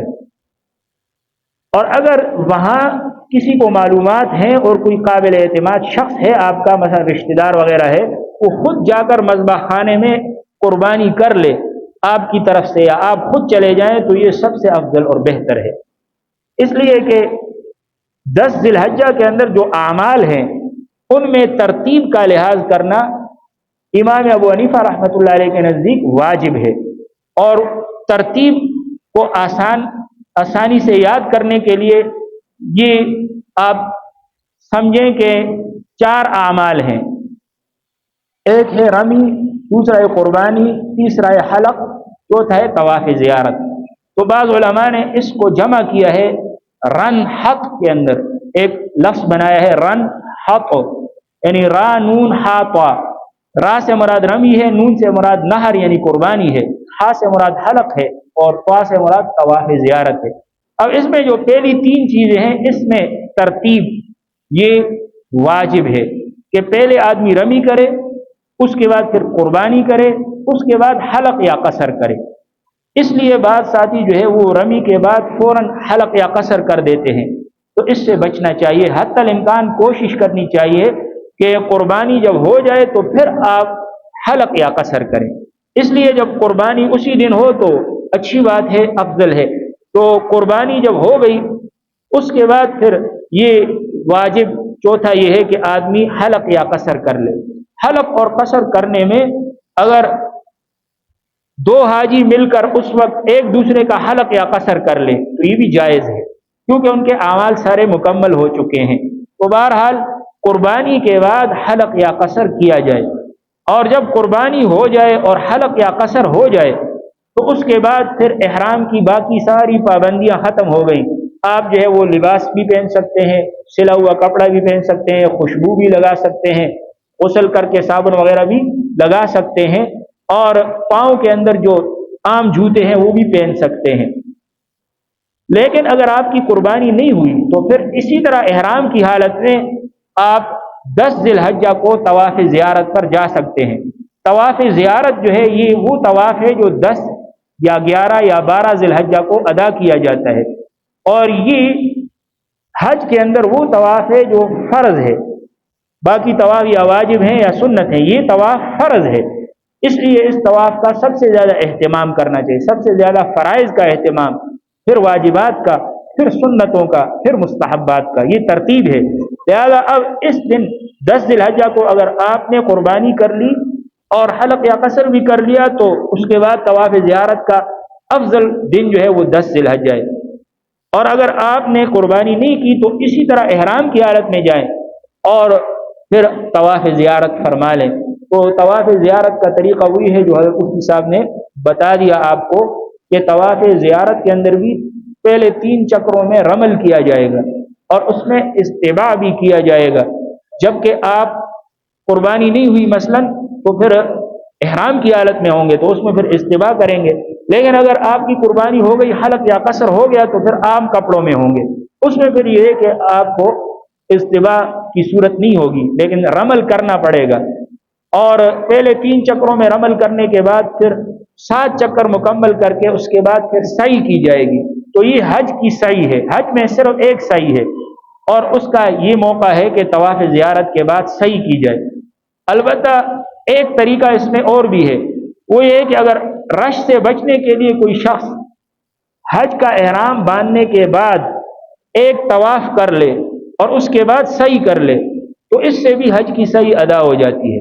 लेकिन ये उस वक्त है जब आदमी हज से ये रश से बचने में उसको सहूलत हो या कोई माजूर है, वरना आम हालात में बेहतर ये है कि तवाफ़ ज़ियारत के बाद आदमी सई करे, क्योंकि रसूलुल्लाह सल्लल्लाहु अलैहि वसल्लम ने इसी मौके पर सई फरमाई है।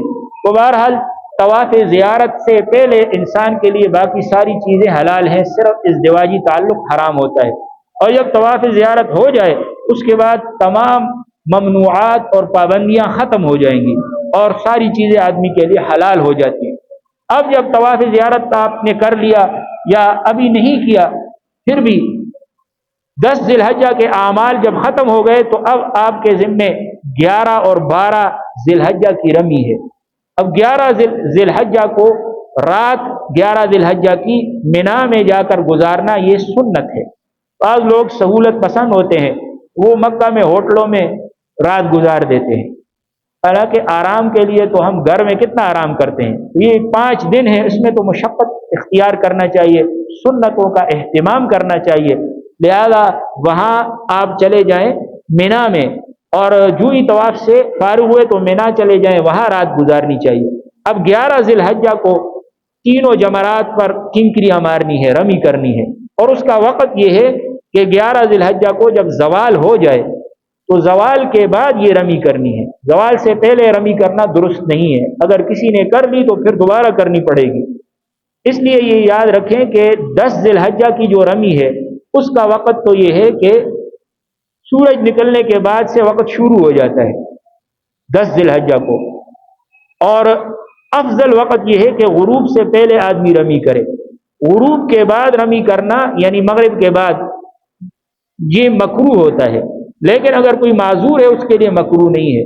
اور آج کل رمی کے لیے وہاں کے منتظمین نے مختلف اوقات بنا لیے ہیں، گروپس کے اوقات ہوتے ہیں کہ فلاں وقت سے فلاں وقت تک آپ رمی کریں گے، پھر اس کے بعد دوسرا گروپ کرے گا۔ اس طرح اوقات کی پابندی وہاں مجبوری ہو جاتی ہے، ان اوقات کی پھر پابندی کرنی پڑتی ہے، لیکن شرعی حکم یہ ہے کہ 11 ذی الحجہ کو زوال کے بعد آپ رمی کریں، اور زوال کے بعد جب وہاں رمی کے لیے چلے جائیں تو آج کے دن آپ نے تینوں جمرات پر رمی کرنی ہے، لہذا آپ سب سے پہلے جمرہ پر جا کر 7 کنکریاں ماریں گے، اس کے بعد پھر اس سے تھوڑا سا آگے جا کر قبلہ رخ ہو کر دعا کرنی ہے۔ اس موقع پر بھی ہاتھ اٹھا کر دعا کرنا ثابت ہے، اور قبلہ رخ وہاں لگا ہوا ہوگا، وہاں جا کر آپ نے 3 مرتبہ لا الہ الا اللہ الحمدللہ اللہ اکبر یہ کہنے کے بعد پھر جو بھی آپ کی حاجت ہے اس کے لیے دعا کریں، یہ قبولیت دعا کا ٹائم ہے۔ اس کے بعد پھر دوسرے جمرے پر جا کر 7 کنکریاں مارنی ہے، اس کے بعد دوسرے جمرے کے بعد پھر آگے جا کر دعا کرنی ہے، تھوڑا سا آگے جائیں گے اس جگہ سے ہٹ کر تاکہ رش نہ بنے، تو قبلہ رخ ہو کر دعا فرمائیں، اور جو بھی ضروریات حاجات ہیں اس کے لیے دعا فرمائیں۔ اس کے بعد پھر آخری جمرے پر جب رمی کر لیں 7 کنکریاں مار لیں تو اس کے بعد دعا نہیں ہے، بلکہ اس کے بعد واپس آ جائیں۔ تو جب واپس آ جائیں تو منا میں ہی ٹھہریں، اور منا کے اندر ذکر اذکار کرتے رہیں، تلاوت قرآن کرتے رہیں، اور اللہ کو یاد کرتے رہیں۔ یہ بات یاد رکھنی چاہیے کہ حج کے اندر جب احرام باندھا جاتا ہے تو تلبیہ شروع ہو جاتا ہے، لبیک اللہم لبیک، زور زور سے، اور یہ تلبیہ مسلسل منا میں، پھر عرفات میں، پھر مزدلفہ میں جاری رہتا ہے۔ جب آدمی 10 ذی الحجہ کو رمی کرنے کے لیے آتا ہے تو جب رمی شروع ہوتی ہے وہاں تلبیہ ختم ہو جاتا ہے، اس کے بعد پھر تلبیہ نہیں کہنا، یعنی زور زور سے لبیک اللہم لبیک یہ نہیں کہنا، اس سے پہلے حکم ہے۔ جیسے کہ عمرہ میں آپ کو مفتی صاحب نے بتایا ہوگا کہ یہاں سے جب احرام باندھے تو تلبیہ کہیں، جہاز میں بھی جہاں بھی جائیں تلبیہ کہیں، اور جو ہی آپ حجر اسود سے طواف شروع کریں گے تو تلبیہ ختم ہو جائے گا۔ تو بہرحال اب 11 ذی الحجہ کو اس طرح رمی کریں، اور 12 ذی الحجہ کو بھی اسی طرح زوال کے بعد تینوں جمرات پر رمی کرنا واجب ہے۔ اس کے بعد پھر اگر کوئی آدمی یہ چاہتا ہے کہ میں واپس آ جاؤں تو یہ بھی جائز ہے کہ آپ غروب شمس سے پہلے مکہ واپس آ جائیں۔ اگر واپس آ گئے تو 13 ذی الحجہ کی رمی ساقط ہو جائے گی۔ قرآن میں اللہ نے فرمایا فمن تعجل فی یومین فلا اثم علیہ، جو آدمی 2 دن یعنی 11-12 کو رمی کر کے جلدی واپس آئے اس پر کوئی گناہ نہیں ہے۔ ومن تأخر فلا اثم علیہ لمن اتقى، اور جو آدمی ٹھہر جائے اور وہ 13 ذی الحجہ کی بھی رمی کرے تو اس پر بھی کوئی گناہ نہیں ہے، اور یہ اس کے لیے ہے جو تقوی اختیار کرے۔ تو افضل یہ ہے کہ 13 ذی الحجہ کو بھی آدمی رمی کے لیے ٹھہر جائے، اور 13 ذی الحجہ میں بھی بہتر یہ ہے کہ زوال کے بعد رمی کرے۔ البتہ اگر کوئی زوال سے پہلے 13 ذی الحجہ کو کرے تو اس کی گنجائش دی گئی ہے، اور 13 ذی الحجہ کی رمی کرنے کے بعد اب آدمی منا سے مکہ مکرمہ آئے گا، اور مکہ مکرمہ میں آ کر پھر اور کوئی عمل اس کے ذمے نہیں ہے سوائے ایک واجب کے، اور وہ ہے طواف وداع۔ تو طواف وداع جو ہے یہ سب سے آخری واجب ہے حج کا، اور یہ اس وقت ادا کیا جاتا ہے جب مکہ مکرمہ سے واپسی کا ارادہ ہو۔ تو اس لیے جب واپسی کا ارادہ ہو تو اس سے پہلے وہاں مسجد حرام میں جائے اور 7 چکر طواف، جس طرح حضرت مفتی صاحب نے آپ کے سامنے تفصیل سے بتایا، اس کے مطابق 7 چکر اسی طرح طواف کرے، جس میں استلام 9 مرتبہ ہوتا ہے، اور 7 چکر طواف کرنے کے بعد 2 رکعت نماز طواف کے جو واجب ہیں وہ ادا کرے۔ اور بہتر یہ ہے کہ اس موقع میں ملتزم کے ساتھ خوب چمٹ چمٹ کر اللہ سے دعائیں مانگے، اور حجر اسود پر بوسہ دھونے کا موقع ہو تو بوسہ دے، لیکن اس کے لیے شرط یہ ہے کہ کسی اور کو تکلیف نہ دے، کسی کو دھکا نہ دے، کسی کو جو ہے وہاں جا کر کوئی تکلیف نہ دے، ورنہ اگر تکلیف دینا لازم آتا ہو تو پھر جانے میں کسی کو تکلیف دینا یہ حرام ہے، اور جانا وہاں مستحب ہے ملتزم پر، تو مستحب عمل کے لیے حرام کا ارتکاب جائز نہیں ہے۔ اس لیے پھر آدمی اسی طرح دور سے استلام کا اشارہ کر کے طواف کر لے، 2 رکعت نماز پڑھ لے، اور جب نماز پڑھ لے تو اس کے بعد پھر رونے کی شکل بنا لے، یا اگر رونا آتا ہو تو روئے کہ بیت اللہ سے جدائیگی کا وقت ہے، اور اس وقت پھر ادب کا تقاضا یہ کہ جب آدمی وہاں سے نکل رہا ہو تو الٹے پاؤں اس طرح بیت اللہ پر حسرت کی نگاہیں ڈال کر اور یہ دعا کرتے ہوئے کہ اے اللہ بار بار مجھے یہاں حاضری کی توفیق عطا فرما، اس طرح کرتے ہوئے آدمی وہاں سے نکلے۔ اس طریقے پر یہ حج کے جتنے بھی واجبات ہیں اور فرائض ہیں وہ ادا ہو جاتے ہیں۔ خلاصہ یہ ہے کہ حج کے 5 ایام ہیں، 8، 9، 10، 11، 12۔ 8 ذی الحجہ کو منا میں 5 نمازیں ادا کرنی ہے، ظہر، عصر، مغرب، عشاء اور فجر۔ اس کے بعد پھر 9 ذی الحجہ کو حج کا سب سے بڑا فرض اور رکن ادا ہوگا، وہ ہے وقوف عرفات، اور اس کا وقت جو ہے وہ ظہر کی نماز کے داخل ہونے یعنی زوال کے بعد ہوتا ہے۔ وقوف عرفات کا طریقہ بتا دیا گیا، مغرب تک وقوف عرفات وہاں واجب ہے، مغرب کے بعد پھر مزدلفہ کی طرف روانگی ہے، اور مزدلفہ کا وقوف شرعاً واجب ہے، جس کا وقت جو ہے 10 ذی الحجہ کو صبح صادق کے بعد ہے۔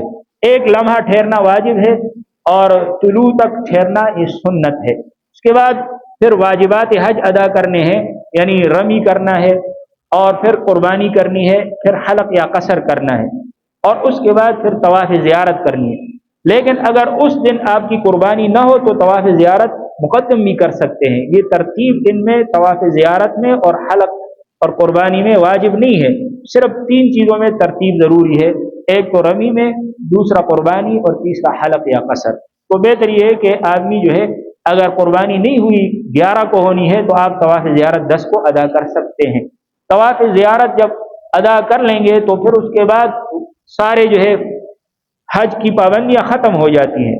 حلق یا قصر کے بعد آپ کی پابندیاں ختم ہو جائیں گی، ممنوعات کی صرف ایک پابندی باقی رہ جائے گی کہ ازدواجی تعلق حرام ہے۔ طواف زیارت کے بعد وہ پابندی بھی ختم، اور اس کے بعد پھر رمی کرنا ہے 11، 12 کو، اور اگر ٹھہر گئے تو 13 کو بھی رمی کرنی ہے، اور اس کے بعد پھر ایک ہی عمل ہے کہ واپس آ کر طواف وداع کرنا ہے۔ یہ خلاصہ ہے۔ اللہ تعالی ہم سب کو حج مبرور کی توفیق عطا فرمائے۔ وآخر دعوانا ونصلي على رسوله الكريم أما بعد فأعوذ بالله من الشيطان الرجيم بسم الله الرحمن الرحيم يا أيها الذين آمنوا لا تقتلوا الصيد وأنتم حرم وقال الله تبارك وتعالى ومن دخله كان آمنا صدق الله مولانا العظيم يا رب صل وسلم دائما أبدا على حبيبك خير الخلق كلهم هو الحبيب الذي ترجى شفاعته لكل حول من الأحوال مقتحم۔ حضرات گرامی، جب ہم احرام کی نیت کر لیتے ہیں تو اس کے بعد چند چیزوں کا ارتکاب کرنا شرعاً منع ہو جاتا ہے، جن کو جنایات احرام یا ممنوعات احرام کہتے ہیں۔ پہلے ان کو اجمالاً بیان کیا جاتا ہے اور اس کے بعد مختصراً ہر ایک کی تفصیل بیان کی جاتی ہے۔ 8 چیزیں ان کا ارتکاب آپ نہیں کریں گے۔ نیت جب کر لی تو اس کے بعد خوشبو کا استعمال کرنا منع ہے۔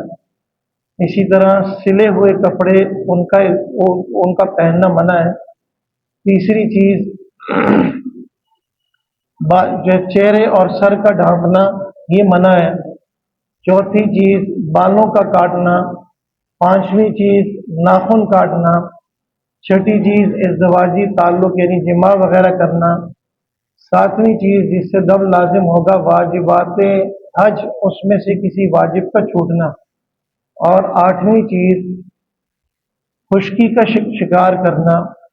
2 چیزیں ایسی ہیں جن کا تعلق حدود حرم کے ساتھ ہے، اگر آپ حالت احرام میں نہیں ہیں پھر بھی آپ اس کا ارتکاب نہیں کریں گے، یعنی حدود حرم کا شکار کرنا یا حدود حرم کے اندر گھاس ٹہنی کسی بھی چیز کو جو وہاں اگتی ہے اس کو توڑنا۔ یہ بات آپ سمجھیں کہ جب یہ کہا جائے کہ آپ کے اوپر دم لازم ہو گیا تو دم سے مراد وہ چھوٹا جانور جو قربانی میں ذبح کیا جاتا ہے وہ لازم ہوگا، یعنی بھیڑ بکری وغیرہ۔ اسی طرح بڑے جانور کا 7واں حصہ یہ دم سے مراد ہوتا ہے کہ دم لازم ہو تو آپ کو یہ حدود حرم کے اندر دینا پڑے گا۔ اسی طرح اگر یہ کہا جائے کہ صدقہ آپ کے اوپر لازم ہو گیا تو نصف سا گندم جو صدقہ فطر ہوتا ہے 2 کلو تقریباً جو صدقہ فطر کے موقع پر ادا کیا جاتا ہے وہ آپ نے ادا کرنا ہے۔ لیکن اگر کوئی خاص مقدار صدقے کی بیان کیے جائیں فقہائے کرام بیان کریں تو وہ پھر الگ اس کا مسئلہ ہے۔ اسی طرح 2 جگہ ایسی ہیں جہاں پر آپ کو چھوٹا جانور نہیں بلکہ بڑا جانور ذبح کرنا پڑے گا۔ 2 جنایات اور 2 آپ کے کام غلط کام ایسے ہیں جو نہیں کرنے چاہیے تھے وہ کر لیے تو اس صورت میں آپ کو 2 بڑا جانور ذبح کرنا پڑے گا۔ ایک طواف زیارت جو فرض ہے وہ حالت جنابت میں حالت حیض میں خواتین اگر اس کو ادا کر لیتی ہیں تو اس صورت میں اونٹ یا گائے ذبح کرنی پڑے گی۔ اسی طرح اگر طواف وقوف عرفہ کے بعد طواف زیارت سے پہلے اگر ازدواجی تعلق قائم کر لیا تو اس صورت میں بھی چھوٹا دم نہیں بلکہ بڑا دم اونٹ یا گائے آپ کو ذبح کرنی پڑے گی اور حدود حرم کے اندر اس کو فقراء میں تقسیم کیا جائے گا۔ مختصراً تفصیل یہ ہے خوشبو کا استعمال کرنا منع ہے، یہ خواتین اور مرد حضرات دونوں کے لیے، دونوں حضرات خوشبو کا استعمال نہیں کریں گے۔ اور خوشبو سے مراد عرف میں جو چیز خوشبو کے لیے استعمال ہوتی ہے گلاب ہے چنبیلی ہے اس طرح دیگر جو چیزیں ہیں اور اس کا استعمال بھی عام ہے، جسم پر لگانا کپڑوں پر لگانا کسی بھی طریقے سے خوشبو کا استعمال کرنا منع ہے۔ اسی طرح وہ اشیاء جو جن کے اندر خوشبو کی آمیزش ہوتی ہے مثلا شیمپو صابن وغیرہ وہ ساری چیزیں ان کو استعمال کرنا منع ہے۔ کھانے کی چیزیں جس میں خوشبو غالب ہو اس کو استعمال کرنا وہ بھی منع ہے، اس کے ارتکاب سے اپنے آپ کو بچائے گا۔ ایسا صابن جس میں خوشبو نہ ہو اس کا استعمال کیا جا سکتا ہے، البتہ حدیث شریف میں فرمایا کہ بہترین حج وہ ہے جس میں انسان پراگندہ ہو، تو اگر بہت مجبوری نہ ہو تو اس کو بھی استعمال نہ کرے، یعنی اللہ چاہتے ہیں کہ انسان عشق و محبت میں یعنی ایسی اس کی کیفیت ہو کپڑے بھی اس کے جو ہے وہ گرد پڑے ہوں چہرے کے اوپر بھی گرد پڑا ہو تو عام استعمال یعنی پانی وغیرہ کریں اور صابن کا استعمال اگر نہ کریں تو یہ افضل ہے، لیکن اگر بغیر خوشبو والا صابن استعمال کر لیں تو اس میں کوئی حرج نہیں ہے، اس میں اجازت ہے، اس کو استعمال کیا جا سکتا ہے۔ اسی طرح اگر نیت کرنے سے پہلے آپ نے چادر احرام کی پہن لی اور آپ نے ابھی نیت نہیں کی تلبیہ نہیں پڑھا اس سے پہلے اگر خوشبو کا استعمال کر لیا ہے اور اس کے بعد نیت کرنے کے بعد خوشبو کا اثر باقی ہے تو اس میں کوئی حرج نہیں ہے، وہ آپ اس کو استعمال جو کر رہے ہیں یا خوشبو آ رہی ہے تو اس سے کوئی دم لازم نہیں ہو۔ دوسری چیز خوشبو کے استعمال کرنے کے بعد دوسری جو چیز منع ہے وہ سلا ہوا کپڑا پہننا، یہ اس کا تعلق صرف مردوں کے ساتھ، عورتیں جیسے حضرت مفتی صاحب نے بتایا کہ عورتیں سلے ہوئے کپڑوں کے اندر ہی احرام کریں گے، مرد حضرات سلے ہوئے کپڑے نہیں پہنیں گے، اور سلے ہوئے کپڑوں سے مراد جسم کے کسی بھی عضو کا احاطہ کرنا، یعنی آپ واسکٹ پہن لیتے ہیں یہ پورے کپڑے پہنتے ہیں یا کوئی بھی چیز جو سلی ہوئی ہے اس کا پہننا منع ہے، اگر اس کو پہنا استعمال کیا تو اس پر دم لازم ہوگا، اور اس سے مراد یعنی آپ بنیان ہے اور اسی طرح واسکٹ ہے کوئی بھی چیز ہے سلی ہوئی جراب ہوتی ہے وہ سلی ہوتی ہے اسی طرح بند جوتا ہے، کوئی بھی چیز وہ آپ استعمال نہیں کر سکتے، اور اس کا تعلق صرف مردوں کے ساتھ ہے۔ عورتیں جو ہے وہ خواتین وہ سلے ہوئے کپڑے پہنیں گے۔ اسی طرح چہرے اور سر کا ڈھانپنا یہ بھی منع ہے، اور اس کا تعلق بھی مردوں کے ساتھ ہے۔ عورتیں اپنے سروں کو ڈھانپیں گی، البتہ چہرے اس پر کپڑا نہیں لگنے دیں گی، جیسے مفتی صاحب نے بتایا پردہ پھر بھی ضروری ہے ان کے لیے، لیکن یہ کہ اپنے چہرے کے اوپر کپڑا نہیں لگنے دیں گی۔ تو اس طرح سر کا اگر ڈھانپ لیا، چہرے کو ڈھانپ لیا، تو اس صورت میں بھی دم لازم ہوگا۔ اس سے یہ مسئلہ بھی اخذ ہوتا ہے کہ ماسک چونکہ چوتھائی چہرہ وہ پورے چہرے کے قائم مقام ہوتا ہے، اسی طرح چوتھائی سر جیسے مسح کرتے ہیں وہ پورے سر کا قائم مقام ہوتا ہے۔ تو اگر کسی نے ماسک پہنا، چاہے مجبوری کی حالت میں بھی پہنا ہے، تو اس صورت میں بھی اس کے اوپر دم لازم ہو جائے گا، اس کو استعمال کرنا منع ہے۔ البتہ فقہا فرماتے ہیں اینک استعمال کی جا سکتی ہے، وہ اس سے مستثنی ہے۔ اسی طرح جو ہے وہ چوتھی چیز بال کاٹنا یہ منع ہے۔ واضح رہے کہ بال آپ کینچی سے کاٹیں یا اس کو اس طرح سے اس کو صاف کریں یا کوئی سفوف استعمال کریں، کسی بھی طرح کی جو ہے وہ صورت اختیار کریں کہ بال وہ اس سے کٹیں ختم ہو، تو اس سے دم لازم ہوگا۔ ایک پورے عضو کے بال کاٹنے سے پورا دم لازم ہوتا ہے۔ سر کے بال پورے سر کے بال کاٹیں یا چوتھائی سر کے بال کاٹیں، اور داڑھی پوری داڑھی اگر کاٹیں یا چوتھائی داڑھی کاٹیں، تو اس صورت میں پورا دم لازم ہوگا۔ اسی طرح گردن ایک پورا عضو ہے، بغل پورے عضو ہے، زیر ناف بال پورا عضو کہلاتا ہے، اس صورت میں پورا دم دینا پڑے گا۔ البتہ وضو کرتے ہوئے اگر چند بال گر گئے، یا خواتین کام کرتے ہوئے غیر اختیاری طور پر اگر 2-3 بار گر جاتے ہیں، تو فقہا فرماتے ہیں کہ آپ صدقہ کر لیں، اس صورت میں دم کی ضرورت نہیں ہے۔ جیسا کہ مفتی صاحب نے بیان فرمایا، حلال ہونے کے وقت تمام مناسک عمرے کے یا حج کے آپ نے ادا کر لیے، اس کے بعد آپ حلال ہونے کے لیے اگر اپنے بال خود کاٹ رہے ہیں یا ایک دوسرے کے حاجی بال کاٹ رہے ہیں، اس صورت میں کوئی دم لازم نہیں ہے۔ اس صورت میں یہ اس کی اجازت ہے، اگر مناسک پورے نہیں ہوئے اس سے پہلے اگر بال خود کاٹیں یا کوئی اور کاٹے دم لازم ہوگا، اور مناسک پورے ہو گئے اس کے بعد اگر ایک دوسرے کے بال کاٹے جا رہے ہیں تو اس صورت میں کسی قسم کا کوئی دم لازم نہیں ہے، ایسی صورت جائز ہے۔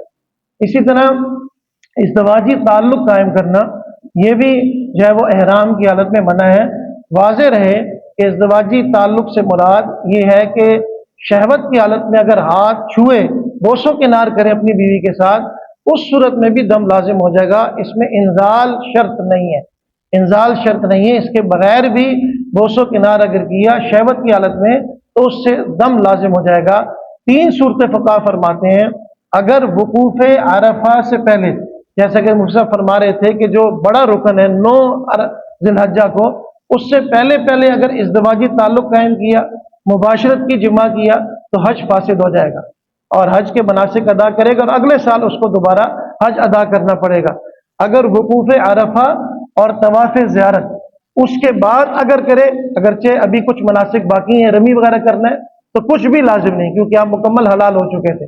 اور تیسری صورت وقوف عرفہ کے بعد اور طواف زیارت سے پہلے اگر جمع کیا، تو اس صورت میں جیسا کہ پہلے بتایا کہ بدنہ لازم ہوگا، بڑا جانور آپ کو ذبح کرنا پڑے گا۔ اسی طرح اگر واجبات حج میں سے کوئی واجب چھوٹ گیا، جیسے وقوف مزدلفہ ہے یا رمی جمار ہے، تو اس صورت میں بھی یہ آپ کے اوپر دم لازم ہوگا، لیکن جیسا کہ بتایا گیا ہے کہ اگر کوئی عذر ہے تو اس بنا پر بعض اوقات دم ساکت ہو جاتا ہے۔